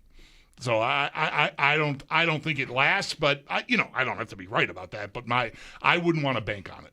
Well, where I was going with this when I thought about it earlier, listening to I like the Browns take and kind of want to consider it for fantasy. Not that for you, but more just like the Bills season ahead and the quarterbacks they will face. Correct me if you think it's a different number. If you look at the schedule, I think there are 3 games on the schedule where right now you really don't know who the quarterback is going to be up for their opponent. Maybe even only 2. So maybe even only 1. How many? I'll go through it with you. You can tell me how many you think there are. I'm looking from the bottom up because you're talking about Cleveland here, and Cleveland certainly fits the bill. Cleveland is, I think, the toughest one to predict. Yeah. Like the Jets are week 18. They don't have a guy in waiting. So it could be someone other than Fields by then if that goes badly, but it's not. To me, it's not obvious. Like they don't have a draft pick waiting there, so they'll probably ride Fields as far as they can. Do you know who their backup is? I don't even know. Tyrod Taylor. Okay, so you could put him in because it's going so badly with Fields. So maybe that happens. Careful if you put him in, like in week 8. Might be good. It could be good. Could be good. But that usually what happens with him? Working backwards there. Jets, Eagles, no. Cleveland, yes. Patriots, no. Bengals, no. Steelers, maybe. But if Rodgers doesn't get hurt, he's playing. Are they benching him? I agree. That's right. That's the right question. So Houston, no. Tampa, no. Miami, no. I hesitated a little. No. Kansas City, no. Think about it first. So Kansas City in 2024 came to play the Bills undefeated. Played Mahomes, risky. They lost, and they were better for it. Because this way they did not have to go play Denver in Denver. Mm-hmm. They could take basically 2 weeks off, and that worked out for them. Maybe this year is the year they come to. We always lose to them in the regular season. Yeah. You're playing possum, and we see Minshew. Can you imagine? Would that be the absolute best if Andy Reid, the Wednesday before the Bills game, both teams are like 7-1 or something? Is like, we're going to make a change. Don't worry, guys. I've got a plan. This has just turned into the worst segment in the history of the show. No, I mean, not even the worst segment of the day. Guys. Carolina, no. Atlanta, no. I wish you didn't go backwards, but New England, no. Sorry. New England, no. New Orleans. All right. There you go. Week 4. What's their plan right now? I think they're going with their rookie. Tyler Shug. I don't hear anything else from the Saints or about the Saints. And I don't want to Miami, New York again, and Baltimore. Like, it's really that Cleveland game is the only one if you eliminate the Saints. And it's early enough in the year that even if Shug, it goes badly, like, he's not going to be benched by then. So if he's the number one guy, which we'll have some clue about once we get to training camp, a more definitive clue anyway, I suppose, then you're playing, that's who you're playing. The other Saints quarterback to consider is Spencer Rattler, who was a late-round pick last year. There's no experienced veteran there for them to use for the first chunk of the season until they're so bad, then they go to Tyler Shug. So I think we'd be getting him. But that's not 100%. It might be 90% who the Bills will face when they face the Saints. They're a 12.5-point favorite for that game, their biggest spread of the year. The rare Sunday afternoon Bills game. Early. The rare 1 o'clock. They have 2 1 o'clock kickoffs at home out of 9 games. New Orleans and Tampa. For now. The Jet game could end up being that in Week 18. But for now, those and the rest of them won't be. There's 2 on the schedule. They're not flexing Bills-Bengals to 1 o'clock probably unless, both teams are – or one. If one team's really bad, if the Bengals don't have it, then maybe they would do that. They could take that game out of there for something else. Yep. So New Orleans, it's what? We think I'm going to say 90%. Tyler Shug, Week 4. Mahomes, it's probably higher than that for the Chief game. I think I make a good case for Minshew there. Losing to Buffalo in the regular season has been great for us. Why should we try to beat them? I mean, why? So, all right, I'll stop. And then Pittsburgh, you're right on Rodgers. Rodgers is never getting benched. Right. I really think they could have 2 wins. But if he's healthy, they're going to keep going. That was the Jets. That was Jets season that just happened. Yeah. He didn't come out until the Bills got up 40-0 in the third quarter, and then he came out. I mean, if it goes really badly, but he's healthy, but they're really struggling. I don't know. I wouldn't put it past him to walk away. I think they could end up on someone else because he just goes, yeah, the Himalayas called. Absolutely. I got things to do. That's right, too. That happens before he gets benched. If they want to bench him, he retires. Right. Yeah. I agree with that. Even for whatever reasons he might have. Yeah. It doesn't have to be nonsense reasons. It could just be, I can't do this anymore. I thought I could. I was wrong. Yeah. I'm 42. I'm healthy, but I don't feel good. I can't play. I didn't have a devastating injury, but I can't do it. I can't run away from people like I want to, and this is not working. The arm gives out, and it's over. And then it's Mason Rudolph, I guess, or Will Howard. Sure. It's going to be May, both New England games. Cleveland, who knows? What would you bet on Week 16? Who's Cleveland's quarterback for that game? Bills at Browns. I would bet on Sanders. Really? Okay. Yeah. They're terrible, and they just They're terrible. Maybe they try the other guy first, and they get to Sanders eventually. It could be the other order. I don't know. I mean, I'm going on the draft order, really, which is not necessarily the healthiest way to do this, smartest way to do it. Well, it might be. I mean, they could have a competition just between the two. Yeah. And, that's probably what they should do. But Gabriel probably should get the first crack. I don't know. Maybe it doesn't matter. It's weird if he doesn't.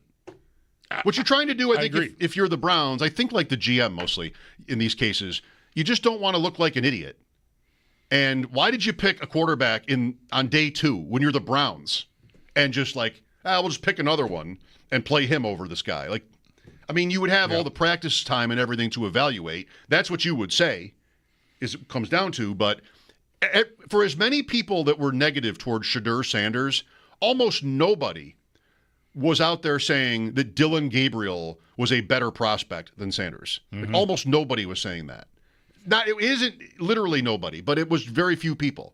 So I don't know if the Browns felt differently about that. They did draft Gabriel first, but Sanders was a special case. And if he plays before Gabriel, you'd question the GM, or the owner, if you just want to take the GM off the hook for these kinds of things with Cleveland and blame the owner for everything they do that's weird. I mean, there are those people too. Yeah. Well, that's a long ways off, but I like thinking about the season all the time. And the schedule's great. Last year, the stadium, everything, high expectations, and putting quarterbacks in the slots is fun. There's just not that many where you don't know. And I guess that's pretty typical. If they played not Atlanta, man, it's where we're at in the league right now. I was going to say somebody like Atlanta or Carolina, but their quarterbacks are both super young. Right. One is literally named Young, by the way. But those aren't teams like the Browns would be, or some like Derek Carr when he was healthy with the Saints, where you have these veteran quarterbacks on teams that are probably bad, and you get to the end of the season, you look ahead and think, well, they might not be out there. Russell Wilson and the Giants would be one of these. Yeah. But there are more. It's a very exciting time in the league for quarterbacks. I mean, so many in their prime, good to great ones, like what the Bills have in Allen, of course. And then you have Atlanta, Carolina, and how many other teams where they range from at the top, like super excited, New England, Atlanta, right. Yep. Denver. I mean, they're Washington, quintessentially Washington, down to whatever Chicago is, or maybe that's the Giants with Dart, maybe that's the Saints with Shug, where like we have hope. Chicago would be hopeful. Sure. Maybe not confident, but hopeful. That was a very rough year. Yeah. Williams. Yeah. 803-0550 to chat. We did a lot of Sabres last hour, too, what they do here in the next couple of weeks. The draft is a week from tomorrow night, or at least the start of it is.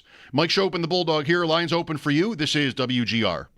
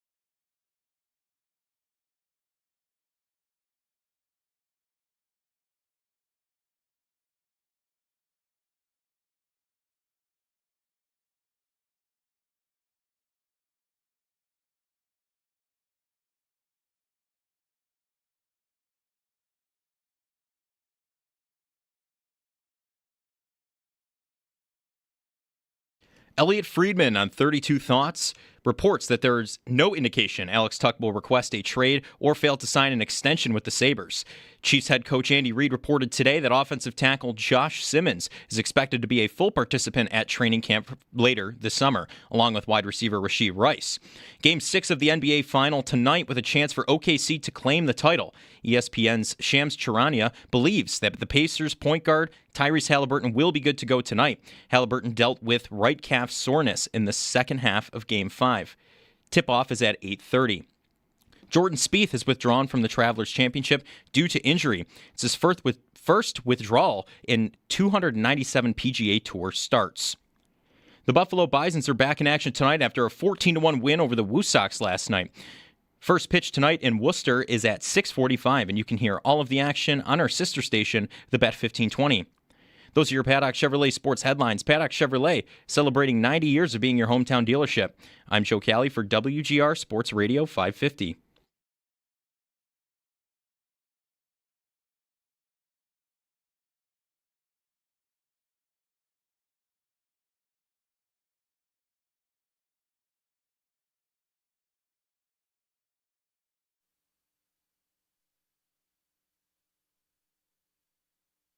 That you have? Man, young, a lot of potential, a lot of hope. And in this building, we bring in a new head coach with Kellen Moore, and you knew the quarterback he was at Boise State, to him being a quarterback for the Cowboys and myriad of other teams. And he goes, drafts a guy in practically almost like in the first round, really. Yeah. It's the 40th overall pick. Second round, but you also got Spencer Rattler. You also got Jake Hayner. We brought in Hunter Decker. Yeah. Just nothing but youth. No kidding. So we're talking about wide-eyed kids, but that's just it. They're not playing like that. We only had OTAs, but each one of them made some throws that you're like, okay, I see some stuff. Now, longtime Saints defensive end Cameron Jordan, he thinks, he's going to think that. At least with the mic on, he thinks they might be in exciting shape at quarterback. 226 games in his career, all for New Orleans. Week 4 on the Bills' schedule. New Orleans at Buffalo. I saw that PFF did a 1-32 ranking of each NFL team's running back unit. Okay. Not sure exactly how they did it, what the methodology was, but it wasn't just like your number one running back. Maybe they would weigh the number one running back more heavily than your number 3 or 4, hopefully. That seems reasonable. Any interest in guessing either where the Bills rank, who ranks first or last? The Bills were neither first nor last on this list. No surprise. Where would you rank? Where do you think PFF might rank the Bills' running back unit? Top 10. Top 10. 8th. All right. Good guess. I think if I pressed you on top 10, you would have said 8th. Ha! Now I wish you had. I think top 10 sort of be like, 8th. Yeah. I was going to say between 5 and 10.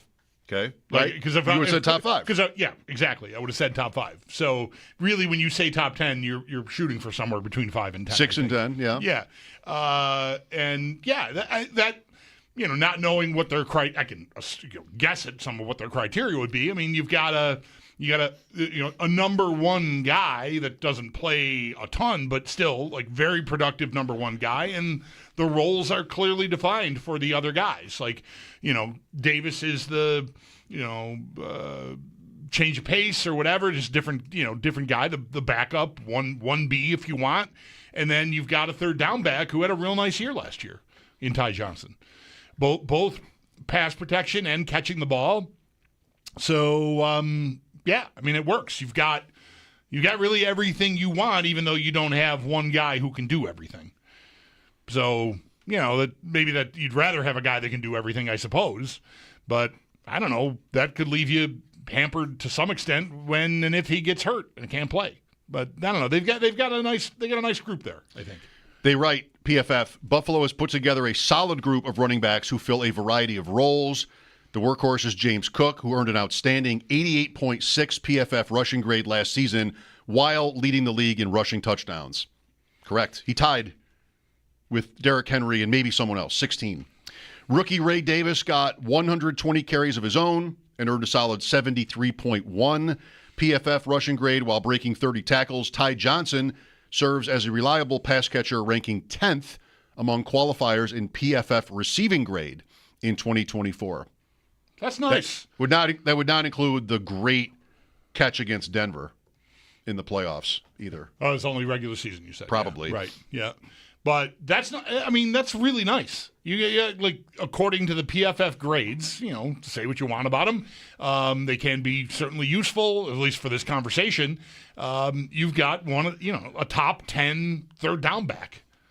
That's nice. That's a nice little piece to have. Yes. And I like knowing that it's not just, we were to an extent, we can be in a bubble, or certainly the fan base can be in a bubble, thinking like other teams don't have the same problems or whatever. But you sometimes, here we can tend to overrate our guys. Like, he's a really good, I hope they hang on to that guy. I like him in that role. And, it's probably replaceable. And it's not to say like Ty Johnson is irreplaceable, but it's nice that like it sort of meets with what I think of him. Like, I think he's really good at what they're asking him to do, and the data backs that up. I think of the Denver playoff game as a beatdown, and if you look at the stats, it really was. But Johnson, remember the play back of the end zone? Mm-hmm. They reviewed it. Like, did he really catch that? It was one of those. Yeah. And the score before that touchdown is 13-7. And it's late in the third quarter. So I don't know if you remember how you felt, if you were uneasy about that game at that point. I mean, halftime, it's 10-7. And now we're late in the third. It's 13-7. The Bills are driving. And then the fourth quarter, you get that play, you get 2-point conversion, then 10 more points in the fourth quarter. Ends up 31-7. And the stats are gross for Denver. The Broncos had the ball for 18 minutes and 17 seconds in that game. Yeah.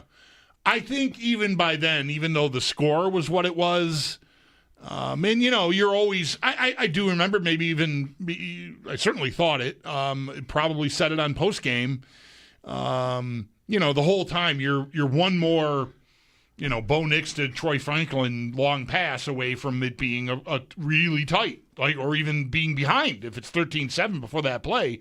But the way Kansas, they just had such a hard time moving the ball that I don't remember feeling nervous. Like there was, lurking there, well, you better not, make a mistake here and give them field position because it's tighter than you'd like. You're kind of dominating this game, but the scoreboard isn't showing it yet. But eventually they got there. So I don't know that I remember being real nervous about it, but it was, it was tight enough that one mistake and one big play and whoa, what just happened here? Little over 3 minutes to go in the third quarter, the Broncos-Bills playoff game. The score is 13-7, Bills. Then you get the Ty Johnson touchdown. Fourth quarter, you get the Curtis Samuel run after the catch touchdown for now it's 28-7, then a late field goal. For the thought that the game is tense late third because of the score, sure. The Bills had 8 drives in the game only, 8 possessions, the last of which probably was a kneel down. It's 5 plays for 10 yards and the game ends. Like a first down and then it's kneel down. And they really, other than that, they were only stopped once. They punted once on an 11-play drive in the second quarter. And they didn't turn it over at all? No turnovers in the game. Right. The Bills did not have a turnover in the playoffs, I believe.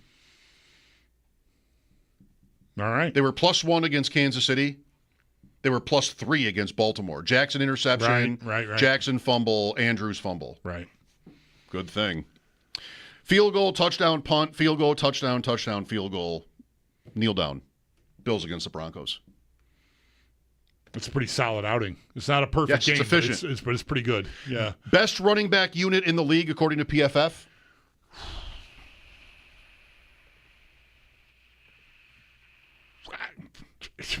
I'll pick the team with the best running back in the league, the Eagles. 4th. Okay. Who's first? Ravens. That was the other team that came to mind. Naturally, right? Right, yeah. At this point, his eventual decline isn't believable until we see it, they write. I didn't know this. Justice Hill, I never draft Justice Hill. I like Keaton Mitchell too much, like late round running back picks. But maybe I should start drafting Justice Hill. Hill's 89.0 PFF receiving grade was 4th among running backs last season. He got 52 targets and didn't drop any. Pretty good. And Mitchell had an elite 92.5 PFF rushing grade the year before he tore his ACL. Ravens, Lions, Falcons, even though you've never seen Bijan Robinson. Right. You have to take PFF's word for it. Right. Philadelphia and Seattle. That's your top 5. Last, if you think about it, and I'm not sure you'll want to, but if you think about it, I think you would get it. It makes sense. Last. Worst running back unit in the NFL. Could it be Dallas? Yes. Very good. Dallas, 32. I'm drafting Miles Sanders. It feels gross, but somebody's going to... Here's my prediction on Dallas. If they don't add a running back, which they still could, but people say they're not going to. Prescott is great. Lamb is great. Pickens might be great. He's talented. Ferguson is very good. They will throw the ball like they've done in other Prescott years like crazy. And they're going to have to because the running backs are kind of terrible. Yeah. But they'll get to 1st and goal. And then it's going to be Miles Sanders or it's going to be Javonte Williams, and everybody will say how they're dust, and somebody's going to score 11 touchdowns on the ground for that team. You get that with your last-round pick if you want. Thank you to Evan Silva from Establish the Run, who DM'd me during the break. He's driving through on way to a vacation, listening to us talk about the Browns earlier and the quarterback pecking order. He said Mike Renner, who I've heard on his podcast. A guest here, yeah. Been on our show. He used to be with PFF, not anymore. Had Dylan Gabriel ranked above Shadur Sanders. So there's one guy. All right. Who did. I knew there was somebody. It wouldn't have been 0, but Evan was listening and reports in. There's one guy who had it ranked that way. 803-0550, back after this break. Mike Schopp and the Bulldog, WGR.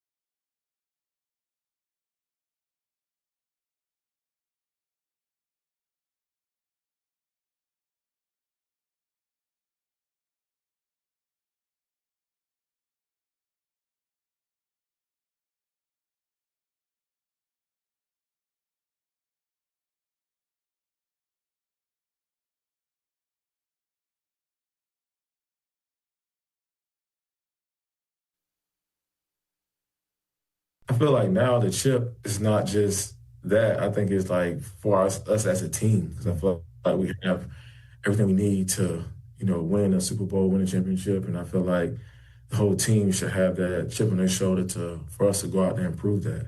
So it's not really, I don't really try to think of it as much as me having a chip on my shoulder, but I just like to think like, what are my other teammates thinking, how they approaching it, how they feel. We should all feel the same way having that chip. Derrick Henry on whether the Ravens have a chip on their shoulder. I guess they should. Maybe this is what you would have expected. Derrick Henry is the active leader in rushing yards. 19th all time. Closing in on Thurman Thomas. Will he get there this year?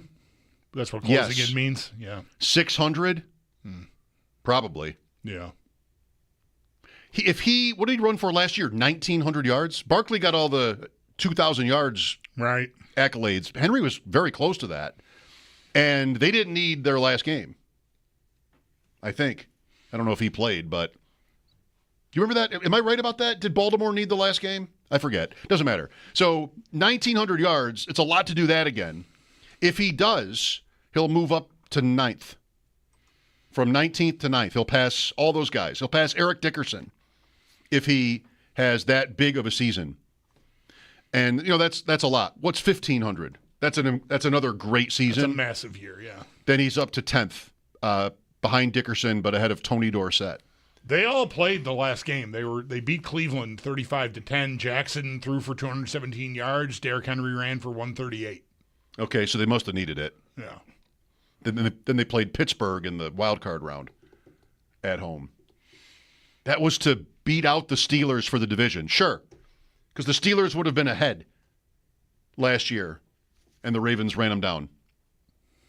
Could Derrick Henry get to number 1? 7,000 more yards would do it. Almost all of it, like 6,900, 7,000. How old is he? 31, I want to guess. 31. That's unattainable. 7,000 yards, 5 years of 1,400. Yeah. That's a big lift. Well, Frank Gore, not at all on the same pace, but Gore did play into his mid or even late 30s. He had the one season here. He had a season after that with the Jets. I do not remember that right now.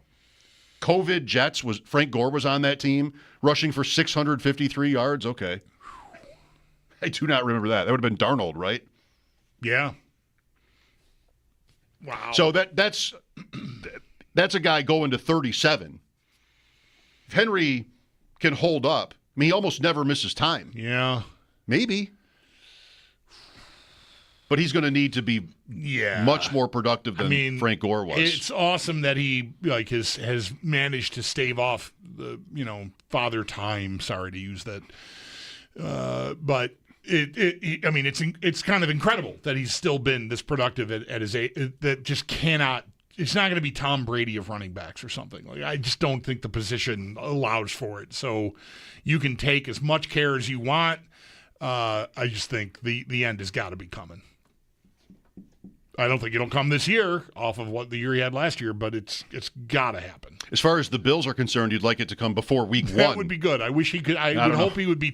I hope they work him really hard in the summer. In the preseason? That would be really dumb, but I really hope they do. Yeah. Tonight, Game 6 in the NBA Finals. Oklahoma City, as of this morning, a 6.5-point favorite. Evan Abrams says that makes them the largest road favorite in any finals game since the merger. When was the merger? That's like mid-'70s in the NBA. NBA, ABA. ABA, right. So 50 years. And the previous largest road favorite in the finals, the spread was 3. Golden State at Cleveland in 2015. They won by 8.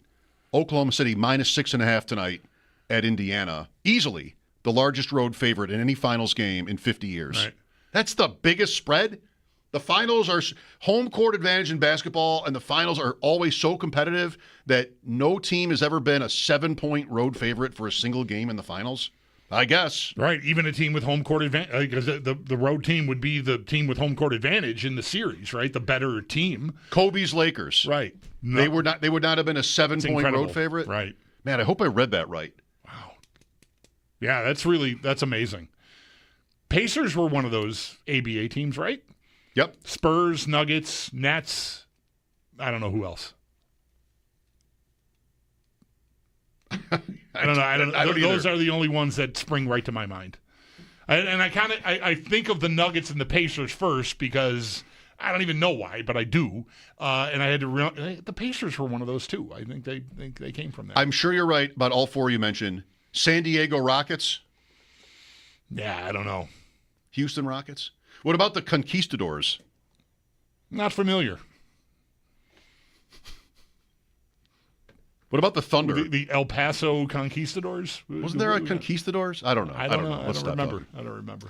NFL helmets, ideas for the Sabres, and more. 803-0550. Bills running back unit. It's funny. James Cook went and showed up for that mandatory minicamp, and we have not talked about him for 1 minute. What would this week have been so far if James Cook did not come to mandatory minicamp? Would we have talked about anything else hardly but that? We've not talked about him for 1 minute. But I don't think we can get into it. I'm so excited that I can't even say it. We can get into it. We did say last week, this doesn't necessarily mean that everything's fine. It's just, he didn't want to get fined. Mm-hmm. And so he showed up and did the very little that they're asked of in these minicamp practices, relatively speaking. So maybe it's all good or maybe it isn't. Lines are open for you. Mike Schopp and the Bulldog here, WGR.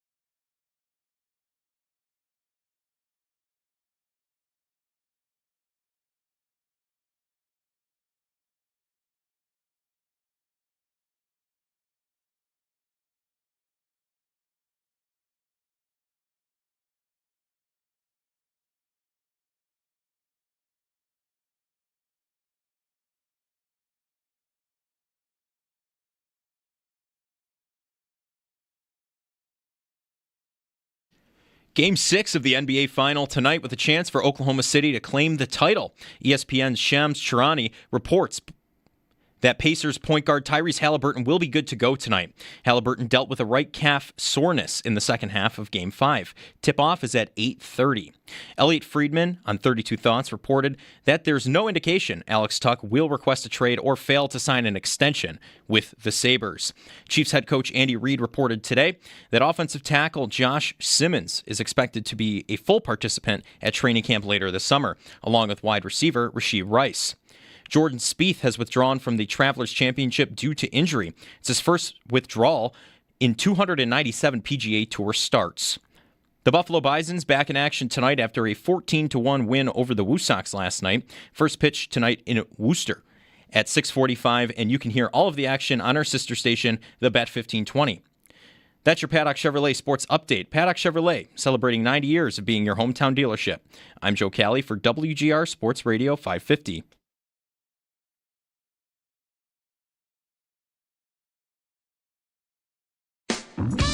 It's Mike Schopp and the Bulldog.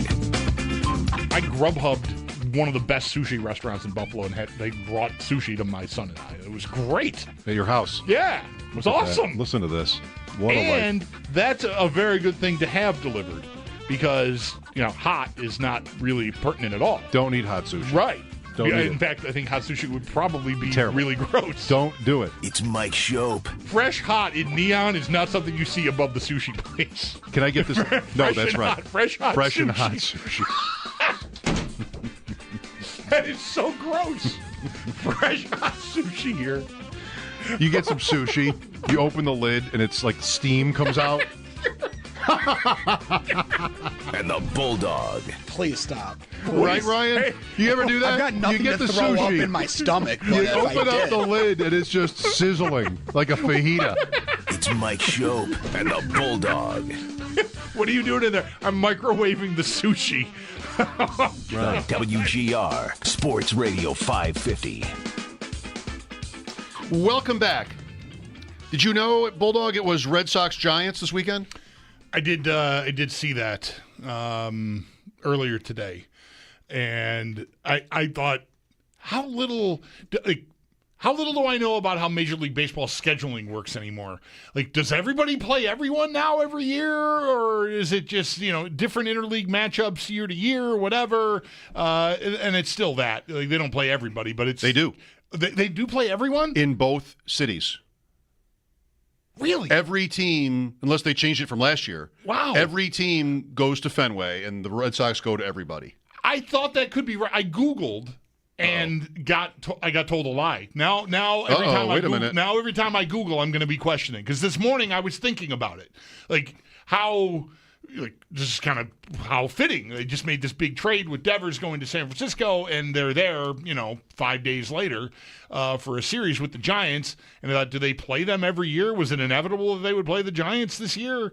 And what I saw when I Googled that was that it's still sort of hit and miss.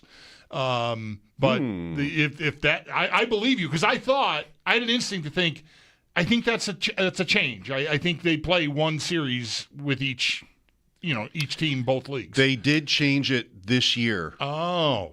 So you might be right. Okay. Beginning with 2025, 13 games are played against each of the other 4 division rivals, 52.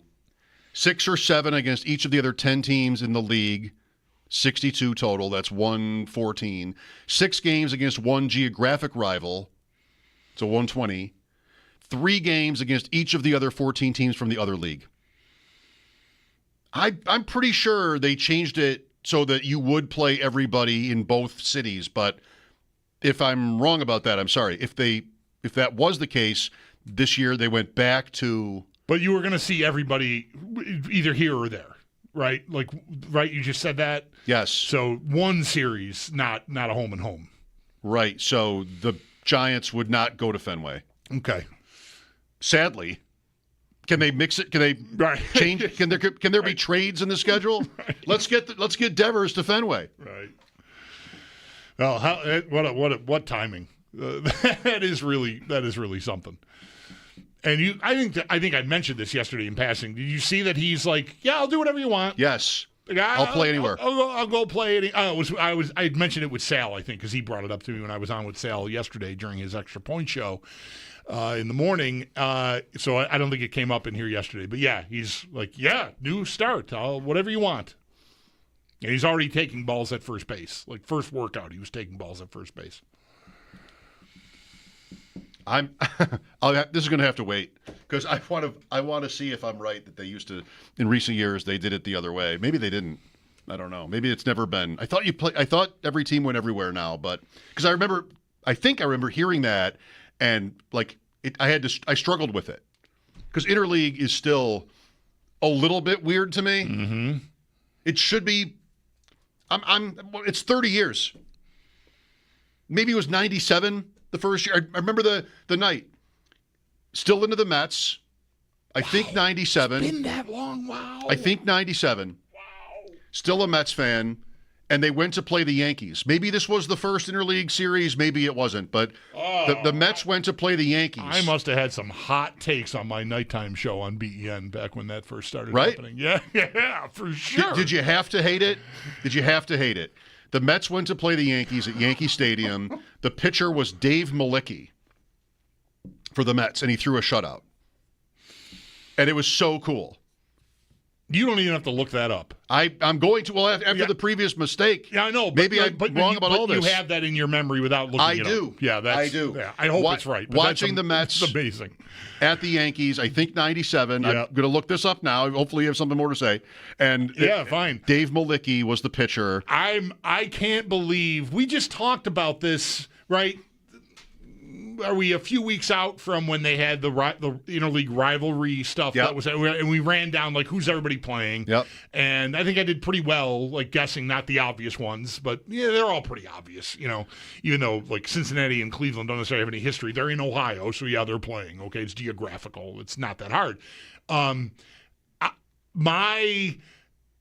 My feeling way back then would have been, Royals and Cardinals. I get it. World Series history. Mets, Yankees, right? Okay, we've got all these things.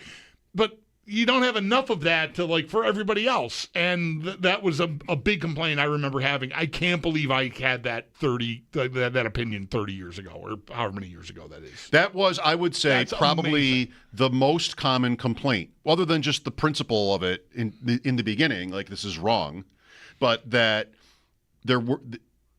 I remember somebody in particular who I won't name always complaining about the Twins playing the Pirates or something. Right.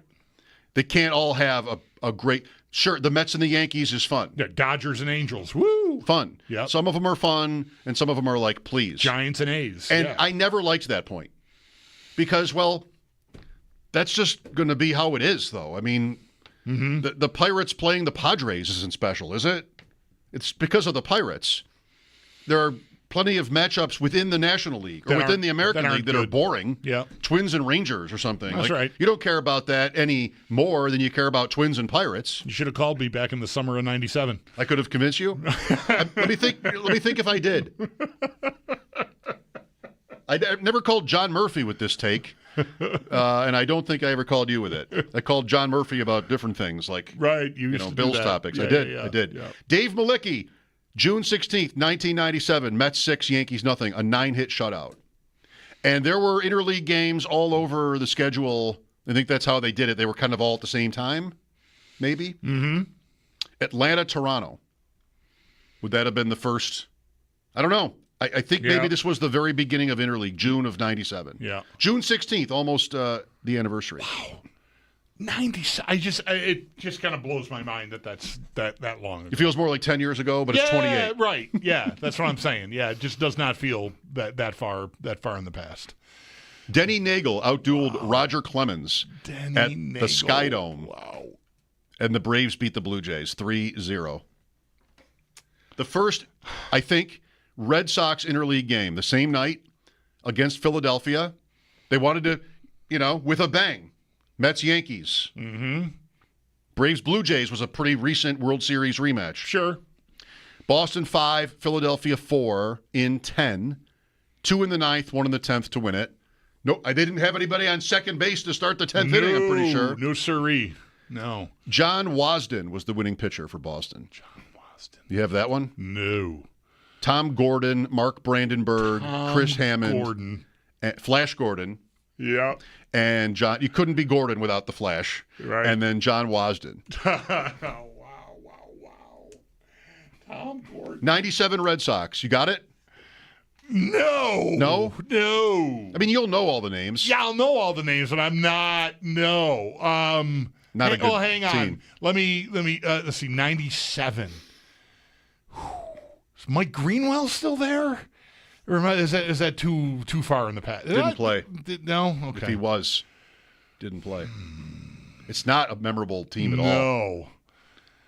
Garcia Parra, Darren Bragg, batted second. Mike Stanley, sure. Yankee Red Sox catcher. Okay, sure. Reggie Jefferson. Tim Naring at third. Tim Naring, I remember. Came up as a shortstop. John Valentine. Okay, sure. Scott Hatteberg. Yep. From Moneyball fame. Sure. This is pre-Moneyball. Jeff Fry. Nope. And Shane Mack, former Twin in center. Yeah. Troy O'Leary pinch hit. 97 Red Sox, the beginning of interleague against a worse Phillies team. I went to Boston in, I think we're married. I know it's with my wife. The last few times I went to Red Sox games was with my wife. Maybe once as my girlfriend, but I'm pretty sure there was a Mets Red Sox series that I went to probably early 2000s. And we went to a Friday and a Saturday. I think we traveled back on Sunday. And the guy that was the best man at our wedding was already living in New Hampshire by then. And so he came and met my wife and I in the city. My wife, it was the first time, we didn't have phones with all these apps and all this stuff, but she found, maybe it was like Priceline.com or something. This incredible, it was the nicest hotel room to that point in my life I'd ever set foot in. Mm-hmm. Some hotel downtown, not close to Fenway, but that financial, near the water, huge tower. I don't remember the brand, but with the robes, the big, heavy, nice robes that fit people my size. It was just and the room was super cheap. Oh, For us back then, I mean, $100 would have felt like a lot to spend on a hotel room. So it was around that, and this is a $500 hotel room. Love a hotel robe. And David came and met us, and we went down for the Friday night game, and there was a power outage around Fenway Park. Oh, okay. And so we they kept the gates closed. We wandered down, hit a couple bars, go to the ball game, and all the people that would be in the ballpark already are still in the street, and every place real close by the ballpark is packed. And so we wait, and finally, we find a place to have a drink, and we get in. Power's restored, and it's do you remember a Carl Everett blow up against the Mets? Something happened on Friday night where I don't know if there was hit by pitches or whatever, and then on Friday night he lost it on the umpire. It was a big deal, and got tossed out of the game. And then we went the next day, Saturday afternoon, and it's just so funny. This is these stupid things you remember. There was a moment in the game where maybe there were men on second and third. First base is open. It's a close enough game. And a guy in front of me is and Nomar's coming up. Nomar was flirting with 400. He was batting maybe 394, 396 going into this game, right? Summer tides, June, July already, right? So he's not halfway through quite, but still, he's flirting with 400. Big deal. He comes up. Guy in front of me, Met fan, says, they're going to walk him. They're gonna walk him, and Dahlbach is on deck, Brian Dahlbach, and he had hit whoever the Met pitcher was. He had hit him hard his first time up. This was early enough in the game. He'd hit him hard the first time up. And the guy's they're gonna walk Nomar, and I just said, not necessarily disputing, we're talking baseball, right? I just said, I hear you, but Dahlbach hit this guy hard last time up. I wonder if they'd be a little hesitant to do it. They walked Dahlbach, and he blasts a double off. They walk Nomar. They walk Nomar, excuse me, and Dahlbach blasts a double off the wall, and I like sort of leaned forward to the guy like, yeah, there you go. It's the moral of the story is to remember. Never walk anybody on purpose. Right. Even a guy flirting with hitting 400. Right. 2000 season. Yeah, I think that would make sense. Yeah. Batted .372. Okay, I'll bet that's it. Yeah. Did you know that my first time at Fenway, the power went out? Really? I did not know that. During the game. Oh, wow. It's 1991. Clemens pitched against Chicago. Back then it had to be the White Sox. Mm-hmm. And the lights went out, maybe third or fourth inning, first base side, like halfway up. Kind of where like Kevin Costner sat in Field of Dreams, like first base side. Right.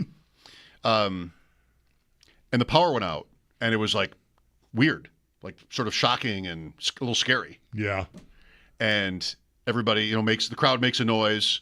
And Sherm Feller was the name of the PA announcer for decades in Boston. Mm-hmm. And he was just like giving updates. Boston Edison, I remember Boston Edison. He kept talking about Boston Edison, working to resolve the problem in the thickest Boston accent. Mm-hmm. And he literally sang, or started the crowd anyway, to sing "Take Me Out to the Ball Game" at some point in that. And my buddy Drew, who I was talking to you about earlier today off the air, we're just sitting there and like, this is really special. Yeah, right. It was like an hour. Wow. And was it dark out already? It was nighttime. Yeah, Okay. It was dark. And the game went, I think it might have gone 10. I think the White Sox won in 10. So we were there a long time. Wow. That's awesome. White Sox were the opponent the first time I went to that ballpark, as a little kid. Family vacation. Sox, classic rivalry of Sox. And Sox. Sat out in the bleachers. Well, I hardly think twice about interleague anymore. Like, it's just been so long. Right. I only thought of it today because of the timing being so interesting with Devers just getting traded to the Giants, and like lo and behold, it's an interleague series with the Giants. How common is that? And that's got the ball rolling on the whole conversation, checking the schedule. And I do accept the point that you would want, like a fan who goes to games would want to see the stars from the other league. You'd want to see Aaron Judge play in Pittsburgh, if you were a Pirates fan. You'd want to see the Yankees. I think it's come so far that you don't even think twice about it, and that's a fair point. I have liked. I've considered it, not for a while, but Pittsburgh hosting the Red Sox. Like I love the ballpark. We like the city. I could do any year Cleveland, of course, but it would feel special to go to Pittsburgh and see them. And nothing against the Cleveland ballpark. The Pittsburgh that setting is just. It's better than Cleveland. Cleveland's great. It's 100%. Pittsburgh is just so nice, and I've considered doing that. Did you get a text on it? Did you get a text from Paul yesterday after we hung up with him, like right now? No, I didn't. He texted me.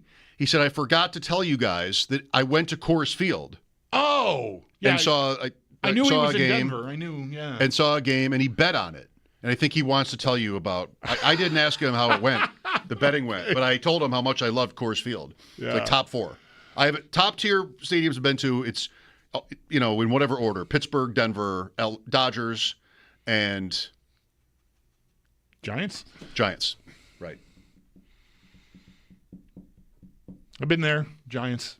Great. Saw Lincecum pitch there. That was really awesome. Giants upper deck behind the plate. Same. Walk around the outfield, That's then where sit we upper sat. deck behind the plate. That's where we sat, too. Same as Pittsburgh, right? Yeah. With a view behind the plate. Cleveland doesn't matter, I think. Sorry, Cleveland. Been there a lot, too. It's fine. It's a ballpark. Like Washington, a lot of them are just okay. Cincinnati has a river view from behind the plate. Yeah. Haven't been there. I still like Baltimore. It's like the OG of these ballparks at the major league level anyway, and I always enjoyed going there. Mm-hmm. The warehouse.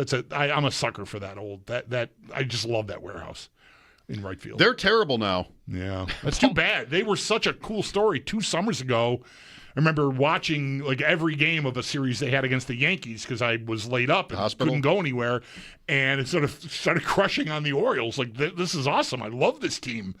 And that did not last.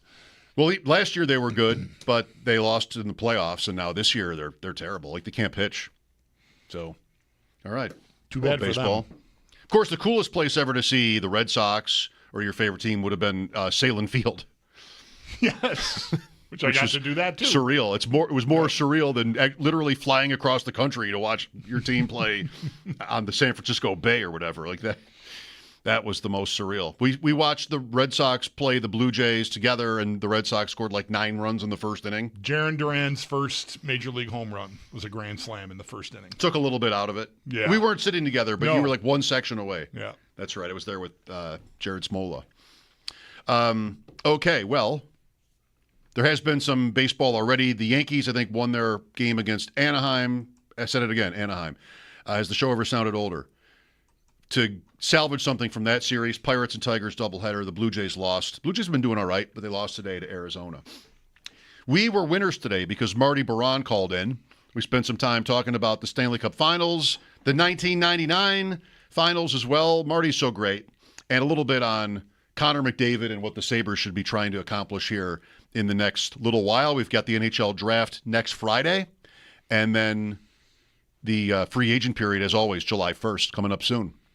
Mike Schopp and the Bulldog here. Our chat with Marty Biron coming your way next. This is WGR.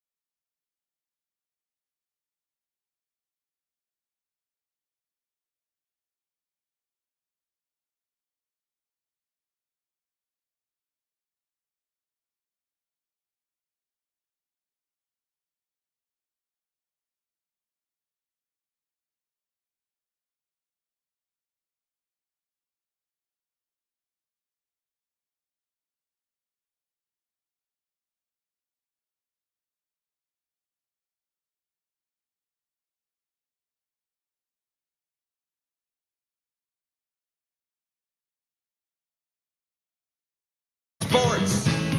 It's Mike Schopp. He's Bulldog. Talking sports. Call him on the telephone. Toss that bad Bulldog a bone. Bulldog. Talking sports. Yeah, yeah, yeah. On WGR. All right. Heave and ho, and away we go.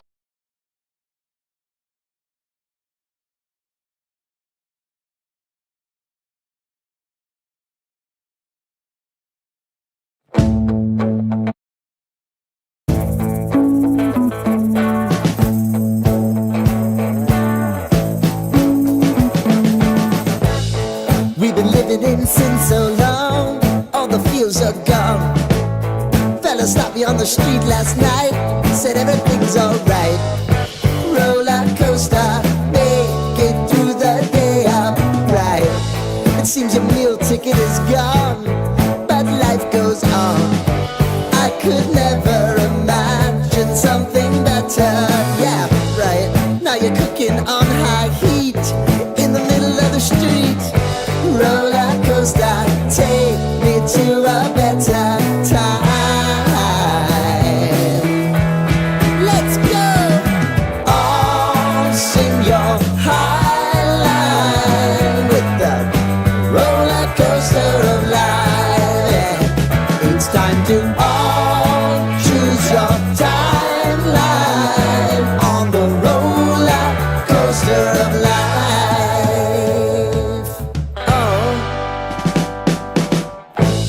You seem to easily forget how to place your bet. When everyday life gets you down, you gotta steal the crown. Got to own it. Don't bitch and moan about it, please. God forbid you scrape your knees, and it's nothing to sneeze at. Oh, I've told you over and over again. You gotta get both hands around it and make your own plans. Roller coaster, it's taking over. It's about time. Oh, all sing your high line on the roller coaster of life. You've got to all choose your timeline with the roller coaster of life. Joining us now, everybody's friend, Marty Biron, Western Hotline. Bulldog and I were talking, Martin, about whether you would have been around in '99. Bulldog's wedding day is today. It's the Brett Hull anniversary. I'm not asking you to reminisce with us about the goal or anything, but would you have been, it's Dom and it's Rolison, would you have been around with that team?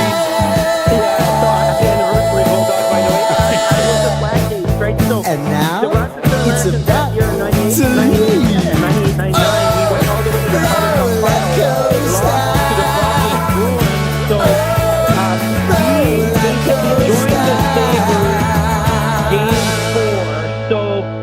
we're down. The Sabres are down 2-1 in the series.